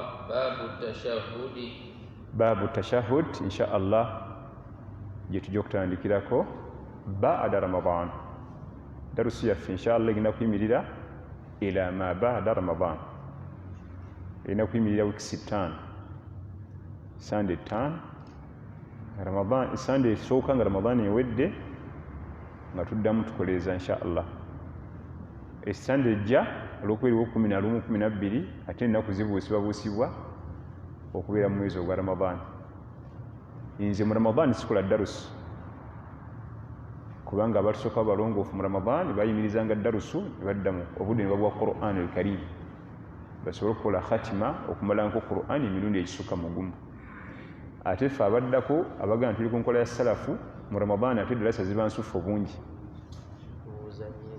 olidde totegana okumpita mu darusu mu ramadan sikola darusu mu ramadan olina emyezi emirala 11 mpita zirina ku 29 ndeka nziramu olina emyezi 10 n'emeka gyonna egyo gikuwadde zirina ku 29 zireke inshaallah naam tugende mbibuuza Assalamu alaikum warahmatullahi wabarakatuh. Wa alaikum salam. Lumu twali tusala tarawehe nga tunatera okumaliriza imaamu ne yeerabira n'akyuka n'agamba abagoberezi nti nzijukiza awo nga ali mu swala. Yamugamba nzijukiza awo nga ate nga ali mu swala. Eswala yafaa. Imaamu si yagwana okubeera imaamu. Imaamu oyo yali abasaaza tagwana kubeera imaamu. Oba yali abasaba mujjukize Qur'an, oba yali abasaba mujjukize raaka, oba ruku. Kyonna kye kiri oyo yali tagwana kubeera imaamu wammwe kubanga tamanyi mateeka gafuga imaamu. Ne wabanga yeetaaga buyambi mabega tayogera na bantu. Kati naddala ng'eswala ya tarawiya. Salatu taraweehu oteekeddwa okulonda abagenda okuyambako. Gwo balonda bajama musole ya tarawiya abantu bangi bajja ne bakwata Qur'an abalala ziba ku ssimu abalala bakwata Qur'an yennyini ekitabo abalala tebakwata naye nga yakwata mu mutwe mweri si bonna abo nti bajjukiza ajjukiza imaamu gwe yalonze wadde gwe oli awo na Qur'an wowe eri mu mutwe oba olina ku ssimu sirika twifenna alina okujjukiza imaamu yaba yamulonze era babeera babiri namba 1 n'assistant we kubanga ono akamanyiza obutakalaba ono n'akalaba imaamu bwati yakulonze mbajjukiza sirika wadde obirabye gwe sirika era imaamu atusaaza mu salatu taraweeho bw'aba ateekateeka esswala eyo nga akola omuraja pepa gyagenda okupresentinga mu swala ekikurizibwa okuba nti agikola n'oyo agenda omujjukiza ono agenda omujjukiza ali mu swala yaba amuwuliriza wano ng'araja ku lwaki areas ezimutawanya yazitegedde dda kubanga nga bwe zikutawanya ng'oraaja newali zijja kutawanya ku muzindaalo tuli ffenna kati ye aba yazirabye dda. Ekyokubiri kisaana nga naye hafidh kisaana agenda okujjukiza naye nga kiki kubanga waliwo aya ezifaanagana nga mwawukanamu akagambo ako bw'ataba hafidh alaba nga asomye ekiri awo kumbe osomye ate ekya aya ndala. Kati hafidh amanya nti eno aya efaanagana n'egindi naye olwa akagambo kamu akeyongeramu eri wano tekaliiwo. Ebyo byandibadde bibeerawo naye olwokuba nti era okakano osanga masigidi nga hafidh ye ekaliwo bw'omu ate era yatusaaza kati nga alondayo ffe abayasaluna tumukole ki tumujjukize kati nga tewali kyakikolera naye nga mu mateeka agafuga eswala ya talawiya si ffenna nti tujjukiza oba tebakutadde ku paano ejjukiza sirika kubanga n'okujjukiza kuli sunna okujjako mu alfatiha okuli wajibu kubanga alfatiha rukun mpaji mu mpaji z'esswala naye essula ezisigadde zonna ziri sunna bwaba asobeza muleke okujjako nga bakutadde ku ttiimu ejjukiza. Ekirala okujjukiza Qur'an al-Karim mu swala oteekeddwa okuba nga oli kuweyiti y'emu n'asoma. Kati kambabuuze Sekasudayisi ng'ajja wano ng'omusaaza oza kujjukiza tuli weyiti ye tasobola kujjukiza ye kati ajjukiza ebirwa byonna bifu by'osoma mpozi akuzze mu yasalu n'atandika okutendekera mu swala tasobola era asirika busirisi atandikirewa mpaka ddi kubanga ye weyiti nnene tuli ffenna ye abange Sudayisi ng'atusaaza gw'omujjukiza era weyitize ezimukola ki ye ng'oyiseewo okufuna omukisa okuliraanaawo webajjukirizaawo kubanga abo abamubeera mu mugongo kulaani zokka zezibeerawo bantu kumpi nga 12 kulaani zokka ezitali mu kukwata kitabo wano ate abe 12 kubaako 2 abajjukiriza si bonna era kati nga watuusewo ddi awo era ffe tusimba eri mu nguudo simanyi mu binankani eyo kusondasonda kati ajjukiza ateekeddwa okuba nga bali muweyiti y'emu era kyolaba fano twejjukiza kubanga fena tuba makanika ku maki ku makanika tutungirira ne tukuba ebiraka ne tugenda naye oyo imaamu kyeyakola yali tamanyi bwa imaamu okyuka otya n'oyogera n'abantu mu ssala esswala eba efudde emizikiti ebiri wentera okusaalira jama naye ogumu imaamu awanvuya nnyo subuhi ate omulala imaamu ebyeri akikola bulungi akikolera ku sunna wegamba naye Kurani kyasoma nku nnyo sigale wade eyo si sunna kati ate uga nti asoma Kurani enfu bwate sunna bw'aba asoma Kurani enfu olwo sunna eruwa oli awanvuye ennyo yali ku sunna oba asoma bulungi Qur'an akakayitamu kagumire era kalimu empeera inna Qur'ana al-fajri kana mashhuda nga Allah bwakogerako mu Qur'ani naye tuyinza tugamba nti asoma Qur'ani enfu nnyo nti atali ku sunna ziruwa awo tewaliwo sunna n'emu tewaliwo sunna n'emu era tena kyakola bulungi n'ekimu akikola bulungi kiruwaawo ng'ekisookerwako ye Qur'an ate agisome bubi ate tugende nti akikola bulungi kubanga Qur'an al-Karim etwala ekitundutundu kinene mu sala Qur'an al-Karim etwala ekitundutundu kinene mu sala ya lwatu kyekiyungo kyokka olusomera olwatu nga tuwulira ebifo ebyo ngoga nti ate akikoze bulungi mbuusa bwemba nga sinasala magaribi netuuka mu kadeeka k'okukima eswala ya Isha nkole ntya esooka ibaada nanyini budde era nga ya Isha sooka ibaada nanyini budde ibaada yonna nga enanyini budde bw'atuuka gwe tukulembeza olaba n'okusoma Qur'an al-Karim ibaada ya bbeeyi naye ate mukwazi n'oyimiriza kubanga ibaada nanyini budde akoze eki ayingiddewo yimiriza okusoma Qur'an osookoddemu omwazinyi byayogera so nga ibaada y'okusoma Qur'an si yakusaaga ibaada nnene naye nannyini budde kasaakola ki kiri ekigamba nti sooka ey'emabega ng'obudde bukumaze, sooka eswala ey'emabega nga obudde bukumaze, nga bw'otuka ku masigidi ng'ebulira dakika 10 bakime tusaale isha, sooka magaribi. Obanga muzze mwenna temunnasaala magaribi, mwenna musooke magaribi wadde obudde bwa isha butuuse, naye ebbanga limala nga jama tennabaawo osobola okusooka emabega. Oba ng'oli weka otuuse waka tonnasaala magaribi na isha, sooka magaribi odde ku isha. Naye oli masigidi salaatul isha etuuse bakima, awo sooka ibaada nannyini budde. Wallahu alam. Naam. Assalamu alaikum warahmatullahi wabarakatuh. Wa alaikum salaam. Bwe mba nsaala nga nina obusungu eswala yange efa?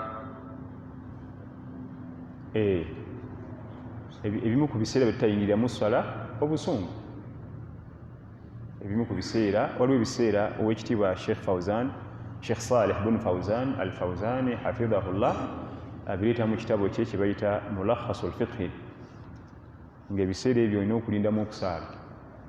Kati ng'eswala ng'onyiizi okubeeta kasunguyira ako, tojja kuba na khushu' obwetoowaze mu swala. Eswala nga otyetyemuse, omuntu asobola okwogera ekigambo nekikusesa nga buli wokijjukira oddamu n'okola ki, n'oseka n'omwetuka toyingira sala. Ojja kuba wakayingira eswala oddemu okijjukire, ensiko zikulemu okusiba, oddemu oteetyemuke. N'akaseera ak'enkikwe, shiddatul khawf, okutya okungi ennyo ng'okankana n'okukankana bw'oti, tosaala, tolina khushu', tosobola kutebenkera. Waliwo ebiseera ng'olina tutula butuuzi awo, oba eswala eggwako neggwako, oba olina kusaala nfu paka w'onoomala okuteeka odde mu nnomo, awo tugende nti kati kola ki? Saala. Kati oyo kasunguyira oyo wenna, waliwo abantu abanyiga nga ayinga yenna ayambuka bwakka wansi bw'ati olwo ali mu kussa, tayinza kusaala mpaka nga maze okukola ki? Okukakkana. Naam. Nzikirizibwa okusooka, kino kya mukyala, nzikirizibwa okusooka okutuula neneebasa omwana n'endyoka nsala tahiyatul masjid.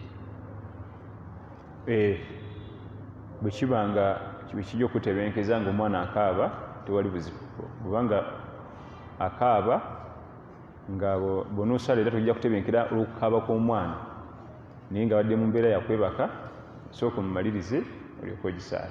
Naye waliwo okuba nga takaaba, nga ne bw'oba omutadde awo takaaba, oba omusitule takaaba, ate osooka tahiyatul masjid.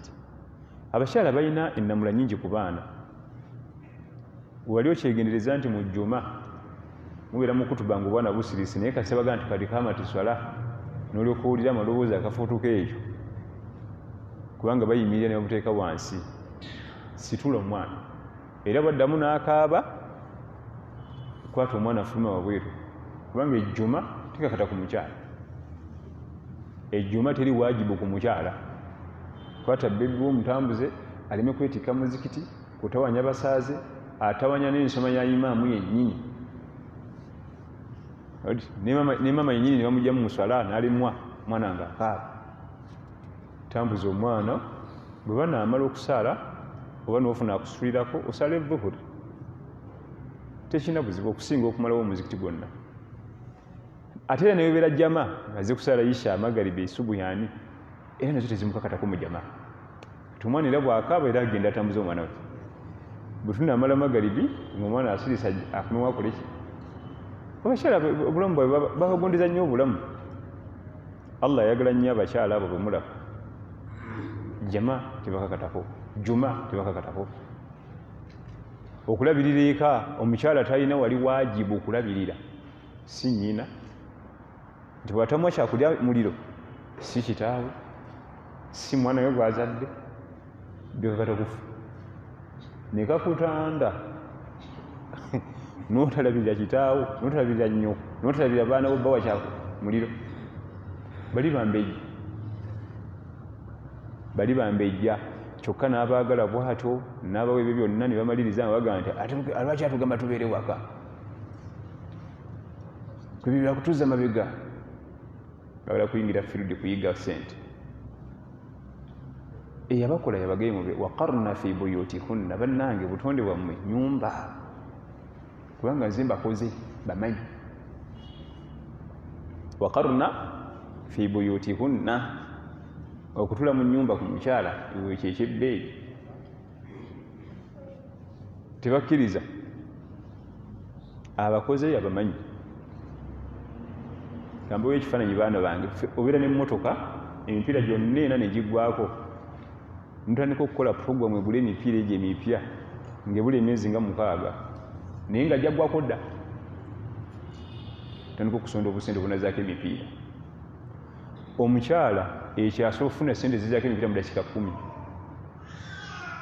ngaddako gwe okusondera emyezi 6 nga ye kennyini mu dakiika 10 abafunye miliyoni ya sente zaako emiki kati bwabalamu bwati emyezi 6 bwensevinga ku musaala ate nagampite wano okumpi ebisoomooza ebiri mu field gye tukolera omwami kyangu obigumira n'embeera yennyini ey'obutonde y'omwami alina kuguma bugumi anakola ki ate omukyala bwe bimutabulattabula ng'ate alinawo window 2 ebyanguya renti mulimu bansaba renti nyeeka bansaba renti bwe nkuba mu bwenki wano mu bizinesi tajja kunkeereya ng'ayita mu window 2 ng'afuna renti ebisoomooza ebiri ku mirimu gyaffe gye tukolera obutonde bw'omwami ayagala tayagala alina bikola ki bigumira paka wanazikola zipakasa aleete renti wa wano ku mulimu aleete renti weeka obutonde bw'omukyala buguma kitono ajja guma ogusooka zipakasa guma ogwokubira zipakasa ogwokusatu ogwokuna bimutamye lwaki mmenyekana okunankani ng'ate nsobola okufutawa obutonde bwe eyamutonda amumanyi n'amuwa ebyebbeeyi yalaba bya wansi abantu bonna bagamba nti obusiraamu buzza omukyala emabega bamuganya okukola baagala kantu ako kumwambula bamukwatekwateko abaweereze mu birabo by'omwenge mu resitoranti nga tayambadde bulungi kyokka teri kirala tebalina kyebamwagaza kirala ekyo kyokka kwate omwana w'omuwala myaka 22 agenda abaweereza emmere batamiivu n'abembaawo kyekyo teri kirala ngoye ezo zibatawaanya n'okuba nti omutadde mubateeredde ate omuwala akola ayingira sawa 4 zakirewako n'omubuuza ova nva ku mulimu tegese bulungi naam eswala y'omumotoka eramula etya nga ndi mu lugendo naam eswala y'omumotoka anti allah ajogerako mu quran fa in khiftum farijalan aw rukbana obuzibu baba buzze musaliremu nga mutambula oba nga mwebagadde bebagala nga nsolo bebagala nga ngamiya mbalaasi fe twebagala mu motoka traini nyonyi allah agiyisizza farijalan aw rukbana rakibu yalinnye waggulu moroka nsolo lyato n'agikkiriza naye evaamu ebiyungo ebimu nga qiyamu okuyimirira sujuudu ogenda wansi notekawo ekyenyi ebivaamu ebyo tulina baganda baffe abakolera mu mazungu abaganda baffe abakolera mu bazungu baagala okukola shariya eyaabo agamba yavuga vaani ya kampani tebamuwa budde bwa swala ayagala avugire ku steringi asalire ku steringi bwati tekisoboka ayagala asalire mu ntebe nga bamuvuga yayinza ogamba nze siri dereva nze nsayininga production simanyi warrant simanyi bikoze bityo ayagala asalire mu ntebe ekyokusalira mu ntebe tetukiganye shariya ekikkiriza oba olumu niye omuntu agangenda kukola emyaka 2 e Bulaaya buli mwaka emyaka 2 ng'osala bwati kisoboka ye abange kijja bwe magezi gole bakijja ebe kyali swala oba olumu nga waliwo obuzibu shariya ekukkiriza okusaalirako ng'otudde oba olumu so si buli kanaku eswala 5 neruli egyo emyezi 5 ogumwaka emyaka 3 eswala y'omu kidduka evaamu sujuudu okuvunama nevaamu qiyamu okuyimirira ezanyira wano wokka bwe wati akatono ye ruku akawanvu ye sujudu wezanyira ne ku bwongo kati awo nyimiridde ensoma Al-Fatiha tingenze n'emikono gisigalako ku kifuba naye kiba kyetaagisa okugamba muno gw'otudde naye tingenda kusaala kubanga yinza okuba nga si wanzikirizayo era omugambe ngenda kusiikamu dakika 8 ku 10 nga nsinza Allah wange bwe mala tuddemu tunyumye so si ate bwe kuyingira swala ajja kugamba ekigambo nga tategedde kyokola ki naam mukyala wange yakazaala bw'aba tasiibye n'aliisa era alina okuliwa abakyala abali mu mbeera okuzaala n'okuyonsa baliise naye tebaliwa okuliisa lwakuba baliise mu ibada ey'okuliisa so si kuliisa nga aguze menvu ne bagaba amenvu ku muzikiti okuliisa omuntu emmere emukuusa naam naye okugamba nti ajja kuliwa ate Allah tugende nti yuridu Allahu bikum al-yusra wala yuridu bikum al-usra Allah twagaliza bwangu si buzibu waliwo omukyala gwosangala manzaani zeetuminga 6 agenda zisibadde ezo eyo obulamu bwagenda okukozesa azisiba agenda bujjawo waliwo gwosanga ne lamanzaani 2 kyokka mu mwaka mwagala ozisiibira namwe mulimu lamanzaani yamu ezo zifuuse mmeka amaanyi agagenda okukola ekyagenda gajjeba ye nti obusiiramu bwe bugamba ekyo okusiba emyezi 3 okimanyi ate bw'ogattako n'obunafu bwaffe ne gujja bagira aliise inshallah naam tahiyatu ya salati subuhi tuliwo etya tahiyatu ya salati subuhi etuuliwa etya kyosembeyo okusoma baddi bakiti batya baabu tashahudi si gyosomye wetulaga naam omuwala bamuwa n'omusajja oluvannyuma ne bazuula nti omusajja alina amasabo akola atya Allah sita tebatwala mukisa kunoonyeza ku mwami bamugyeyo taata w'omwana agenda amugambe nti sebo twasanze ABCD tezikusobozesa genda mu maaso na mwana waffe era tumukujjako tumugiramu mu layini ya fasiko neka tusazaamu bufumbo kubanga waliwo tumugirayo mu talaka waliwo tumugirayo mu khulu okweyambulula waliwo tumugirayo mu mutawaffa nga lwafudde bbawe afudde waliyo winde ey'okwona bagita fasiko kanso tukansolinga obufumbo waliwo time wetuuka nga omuwalimu aweebwa amaanyi okansolinga obufumbo obwo nabako omwana omuwala yaweebwa bba agenda mu namba 2 naye nga bba tannakuseetinga maka n'amutwala ow'omukyala w'omukulu nga amuteeka mu ddiiro ewamujjawe ew'omukyala omukulu we waleese omugole naye abeera muki mu ddiiro asula mu ntebe oli naavuma ngaoyo entebe zange ozikaddiya temulina na puroguramu omala gasaatu kuva tumenya gy'olaga avuma oyo buli kanaku naye omwana omuwala yali mufumbi n'amala omwaka mulamba mu ddiiro nga n'abeeka tebakimanyi naye ng'omwami amugaa waliwo sente zange ziva ebweru ezituuka ngenda pangisa ennyumba teekemu ebintu sebena zituuka kati bataddeyo kyeke tena makiwalinga nti bamanya abantu abwe batyo addamu ebyo mbu kyeke tena makiwalinga paka oyajja n'atugamba twalina seeka Yahya oyo Yahya Ramadan ntugamba nti mwami gwe ng'ojooga nnyo omukyala obutonde bw'omukyala ebintu bye birala tebiringa bya musajja alina obugoye bwe ayagala booza bwanika eno kuno abwanika eri kuno bo bukasira bayoza tebalingaffe kati awangala atya oliti twasazaamu busaze ntumumuggyako nitumugamba nti Allah akuwadde n'omukyala omufumbi omwaka mulambaku ewaabwe bamubuuza oli otya tuli bulungi oliti naye ng'asula mu ddiiro lya mujjawe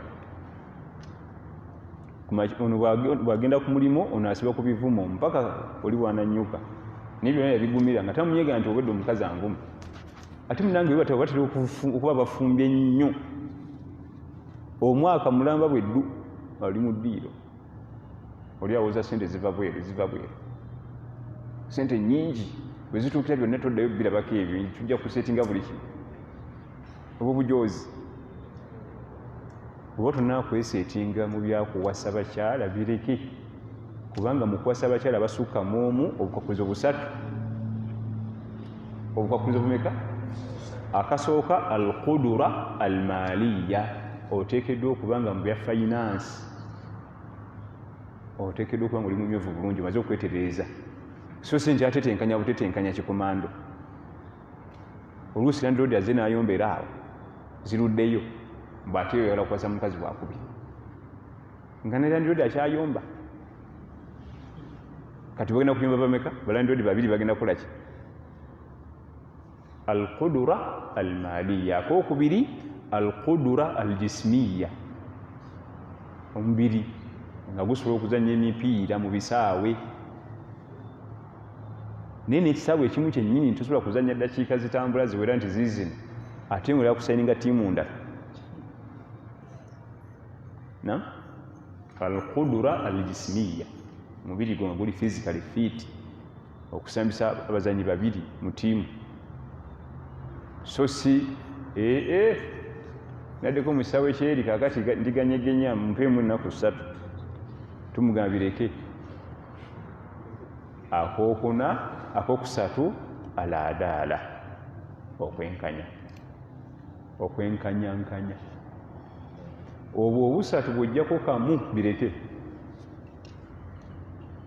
oyinza okuba nga fiziiki alhamdulillah ne adaala alhamdulillah ng'ate finance mye tuuza niya era wano waffe abasinga finance yabatawaanya ate era bangi beewanise nga talina sente neyewanika mwana wange tekakutandanga okwerijja ku bakyala ababiri nga finance tannabaawo bonna bakutama byonna ne bikutama ng'obalabanga balabe bo bombi sente zange sente bazimalawo bakola eki nga tolina sente ate nno walina oba ogamba kuba mu byalo eye naye kukampala kuno togezanga newulijja ku bakyala babiri nga obusente okyatayiza butayize oluusi bulabise oluusi bigizeegiza olukeereyo oluusi bireke kubanga n'essanyu lye wali onoonya kugenda difunayo ate ofunayo mululuuza nakigagi bikukaayira byonna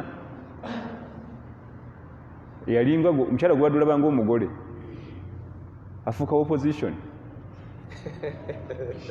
omwetanga mugole katulaba akulemesa bulemesa obulamu bwe okugenda mu maaso era tubalabyeko tumuwadde omuwala waffe muto sente zimulemeseza agende ogera oddayo eka nja kukima era nti aganye kati akamugaa nti ogera oddayo eka kasito nayimuka naddayo eri baasi mponya ekibambulira nadda nnemesa obulamu nam genda mu maaso era imamu kiramulwa kitya omusomesa wa Qur'ani okugenda ng'asazaako ewali ensobi mu Qur'ani twakiddamu ewali eki ensobi twakiddamu ekyo Assalamu alaikum warahmatullahi wabarakatuh. You said that in case a woman who is in period passes in front of you while in prayer, you repeat it again. How do you come to know that this woman is in period in case she is not yours? Twakyogedde ddi ekyo nti omukyala ali mu mbeera ze z'omwezi bw'akuyita mu maaso ng'osala oddamu tetunakyogerako kubanga n'omanya oti twagamba nti omukyala bakusala mu maaso essola ogiddamu omukyala bakusala mu maaso ng'omwami oddamu essala oba maamawo oba sisitawo oba mukyalawo oba tomumanyi yesola gidde mbuzi ddamu otandikira kukukima so si nti ali mu periods naam Imamu weba nsaala mu kifo ekitali mu masjidi nga ntunudde watali kibula ne nzijukira kibula gyeri nzikirizibwa okukyuka kibula gyeri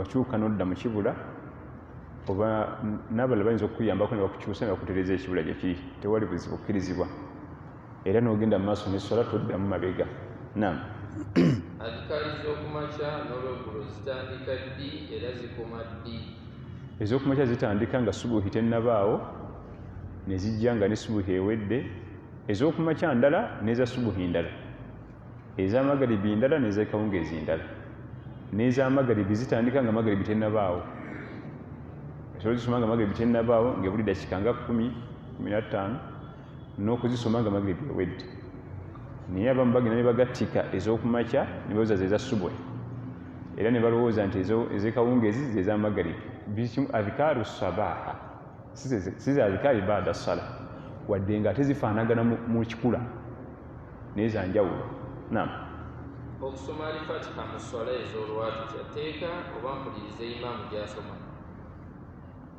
okusoma alfatiha teeka mu mateeka g'esswala zonna oba za lwatu oba za kaama era twasoma hadithi mu baabu lqiraa fi ssala hadithi eggulawo ekitabo ekyo omulyango ogwo ye hadithi ega nti la salata liman lam yaqra bifatihati lkitaabi talina sola tasomera alfatiha ekyo kiri fi haqqi lmunfaridi asala yekka oba asala ne imaamu mu swala ezakaama niye asala ne imaamu mu swala eza lwatu imaamu amumalira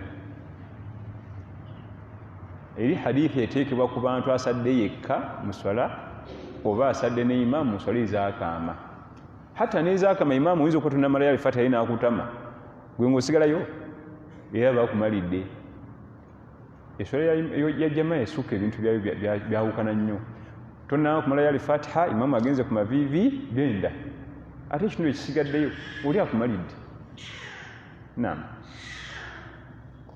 Imam, how is it judged to attend your brother's wedding when he is not a Muslim and more so it is conducted in a church? Ab'enganda zaffe bangi abatali basiraamu era tugenda ku mikolo gyabwe naye toyingira mu masinzizo enkolagana yo n'ab'enganda zo abatali basiraamu ebeere ennungi mu by'edduniya okugyako ibaada teweetaba mu ibaada zaabwe n'ebigenderako ebirala ebimu ebya haraamu olina okusobola nti obyewala so si okuvaayo n'okunkumuka omuziki wenna ogaa nti bane masubaba abadde eki yali yasubwa dda nedda togenda mu masinzo gaabwe toweetaba mu mikolo gyabwe egya ibaada so si nti abo nedda bwe si basiraamu sirinnya ku mukolo gwabwe famire zaffe zonna zijjudde batali baki basira ate tubeetaaga obakolako daawa ate mubakolako daawa olina baba kumpi kubaziikirako genda ku mikolo gyabwe naye ng'era ng'oraa embeera weetegereza embeera olina okumanya wookoma aye toyingira nnyo olina kugwerayo banange ab'enganda zaffe atali basiraamu ffe tusinga obeetaaga okusinga bo nabo balabe ekitangaalo ffe tusinga obeetaaga kati basike abamu tulina ab'enganda zaffe jjajja si musiraamu jjajja mukyala gendayo omulambule mutwalire sukaali sembera nnyo gyali olabe nti omulwanako aleme kufiira mu bubuze awoza nandibadde ngenda omulaba neesi wa umma mba mmenyekera bwereere tomenyekera bwereere mulimu empeera tomenyekera bwereere mulimu ki empeera ezitagambye yawma yafiru lmaru min akhihi wa ummihi wa abihi wa sahibatihi wa banihi olunaku olwa yaumul qiyama omuntu agenda kudduka muganda we wa ummihi ne nyina wa abihi ne kitaawe wa sahibatihi n'omunne gwe yalonda mu bangi wa banihi n'omwana we eminya abantu abo bataano abantu bameka abo bwe bakyasinza okuba close mu Luganda kyokka bwe yali abamenya teyogera ku byanzikiriza nti yawma yafiru lmaru min akhihi lmuslim wa ummihi lmuslim wa abihi lmuslim tiyayogera ku bya ddiini lwaki tugenda kudduka ku bantu baffe abo ng'ate musaayi gwaffe guli close twabalyazaamanya mu duniya, twabalyazaamanya. Kyokka gwe tusinga okulyazaamanya, omwana Adamu mu bulamu bwe gwasinga okulyazaamanya ye muganda we, kubanga ebiseera ebisinga brother wo sister wo olaba takukwatako era omuleka n'akafiiramu ng'enjogera bw'egamba, omuleka n'akafiiramu essente n'ozigabira ab'ebbali, naye nga sister we gyali eyo mu kyalo anoonya singi 50,000 abeerewo eyo wansi emawogola, tolinyanga nayo musi musiraamu oyo ate gyolina okugenda ennyo omwagazisa obuki obusiraamu. Allah ogga nti yawma yafiru lmaru min akhihi, omunaku omuntu agenda okudduka muganda we n'amuwa namba 1, kubanga mu bonna abo bayogeddeko gwe tusinga okulyazaamanya. Tomufaako, tebikukwata nako, abalala tamwagaliza na bulungi, abeere yensi mukuba obuswanya abutegeere, teyeetaaga kumanya. Ate ku muzikiti wano n'alaga nti afa ku bantu, waliwo omukadde gwalabirira onamuwadde bino, waliwo bagulira lanci abo, ogera banno oli agenda kukuleetera emisi, okumudduka emisinde ng'okimanyi wamulyazaamanya.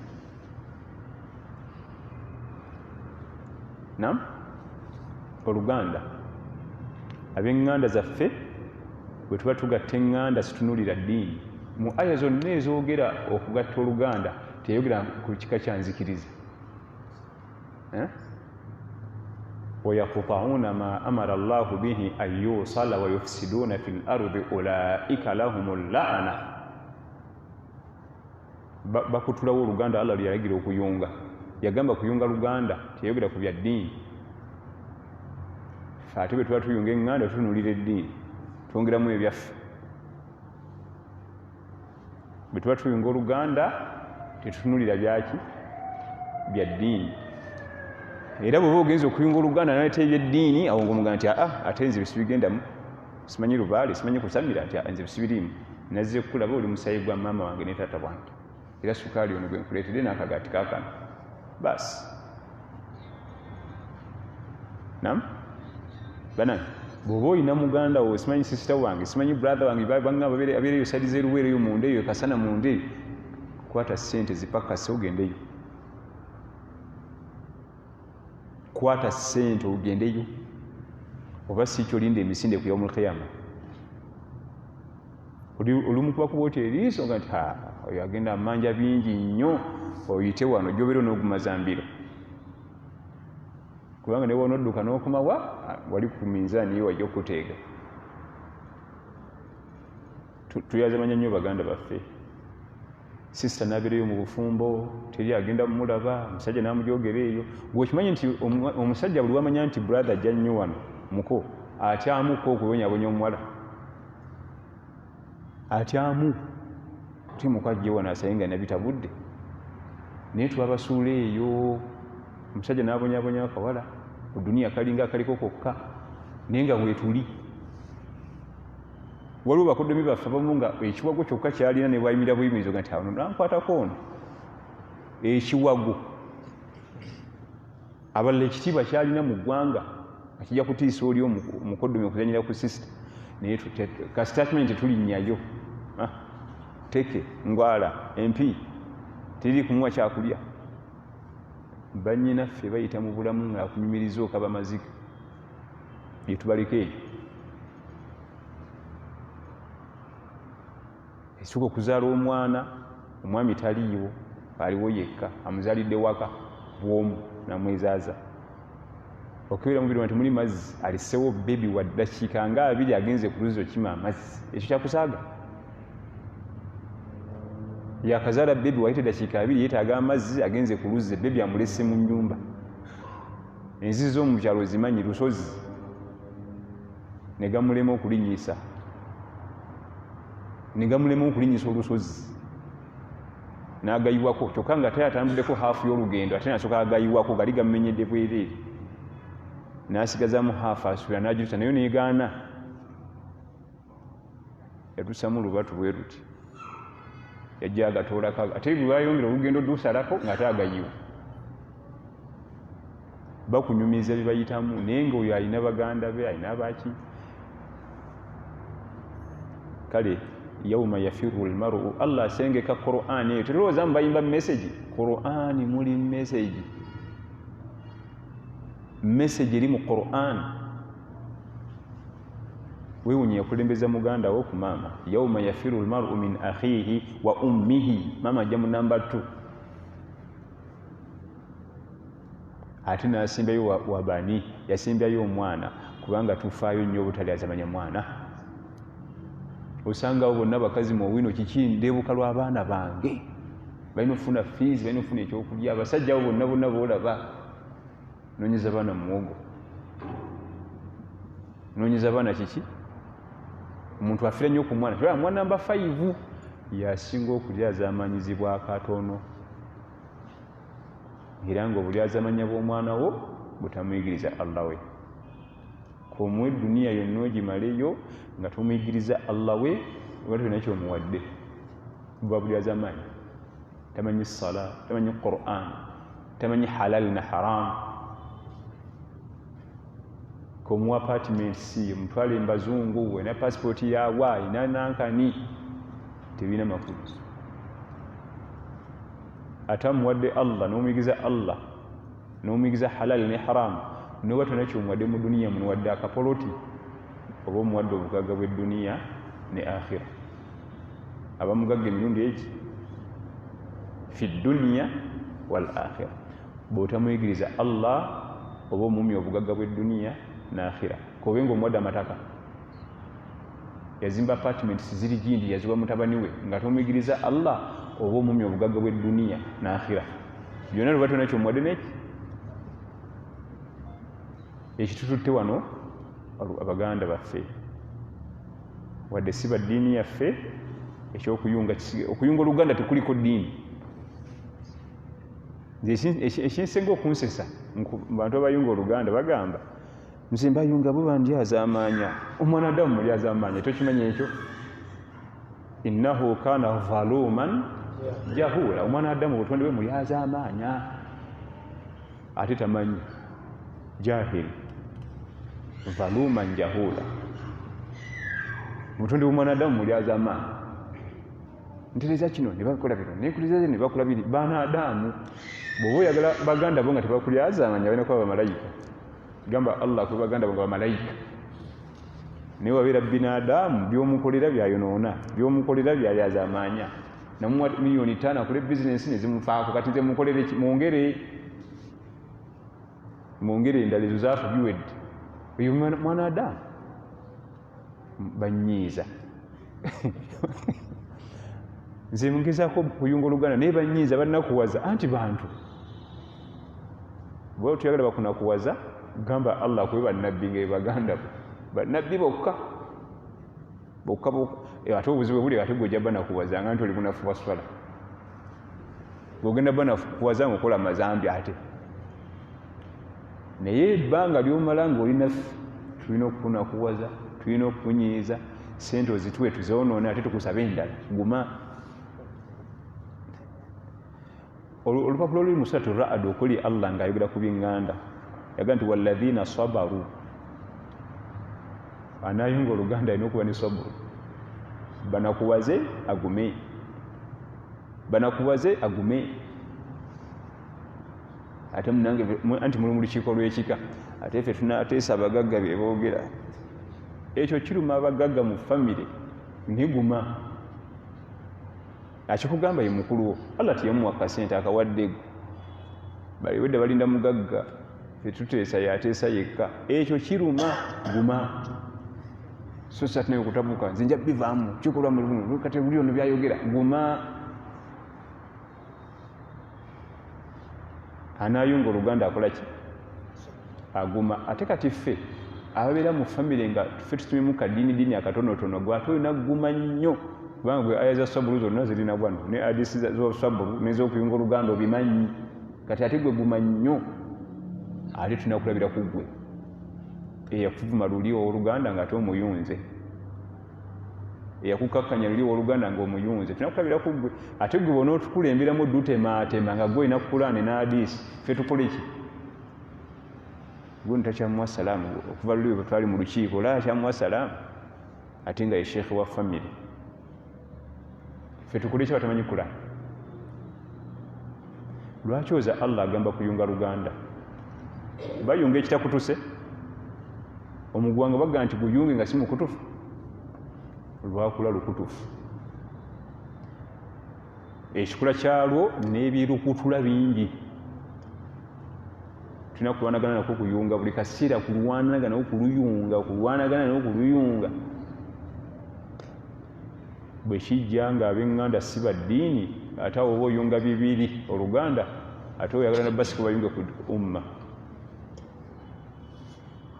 buli wookirabanga nga ab'eŋŋanda bo si ba umma olina okuyunga emigwa emeka sooka osiba ogw'oluganda gumere atuddemu osike olina osiba n'ogwa umma naye ffe byonna ate tukutula na bikutule byonna n'ogw'oluganda gwenyini nagwo netugutemamu ekibuzo ekisembayo sebo Imam nze kyembuuza mbadde mbuuza nti edduwa y'abafumbo nga bagenda okwegatta esomebwa musajja yekka oba n'omukyala agisoma bombi basome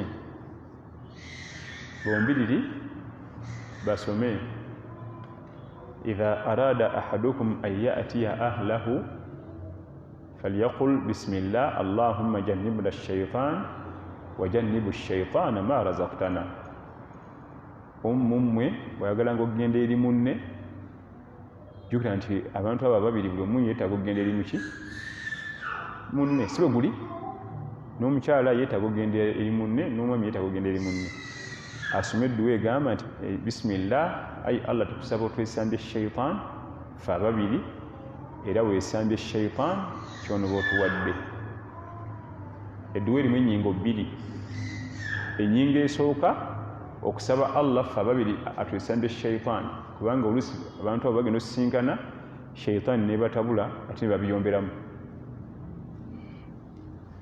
ne bayombamu ate buki kumpi n'olutalo ne luvaawo eŋŋumi n'esituka mu nju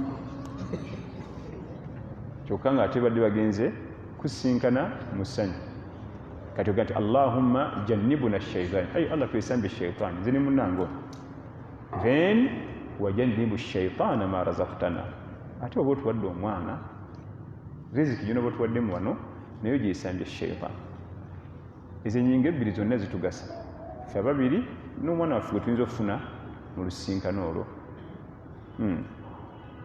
ewaffe basementinga entaana kyokka nabagamba bajjeko sementi ne bagaana nsobola okukozesa amaanyi n'embijjako nedda tobitema na nkumbi wabula kubasomesa bisooke bive mu mitima gyabwe kubanga bw'okwata embazzi zino ogenda nobikonako oba ojjeyo obujje biri birabika mu mitima bakyabirina era bajja kuzzaako ebirala naye ate singa obasomesa nebiva mu mitima ate wano okuvawo kyanguwa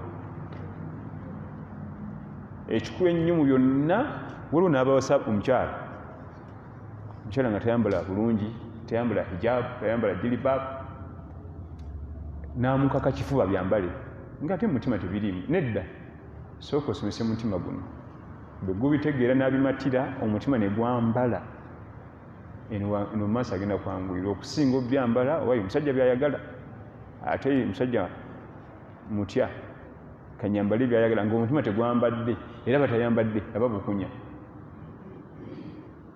mutima gwe tusookerako tuli fenna nina okusanga omuntu alina iriza ogisazeemu tosooka kusalamu eno eri fiziko sooka osalemu ey'omutima kimunange nno bino Allah tabikola ki Allah yagaba obugagga Allah yagaba ey'omutima eri enkulu naye okusalako eno ey'okumukono nga mutima mweri era wadde teriiko wano ku bode eba mweri mutima gwe tusookerako gwe tugujjanjaba ne guwona bino ebirala ajja byeterereza yekka insha Allah وبارك الله فيكم وجزاكم الله خير سبحانك اللهم وبحمدك أشهد أن لا إله إلا أنت أستغفرك وأتوب إليك والسلام عليكم ورحمة الله وبركاته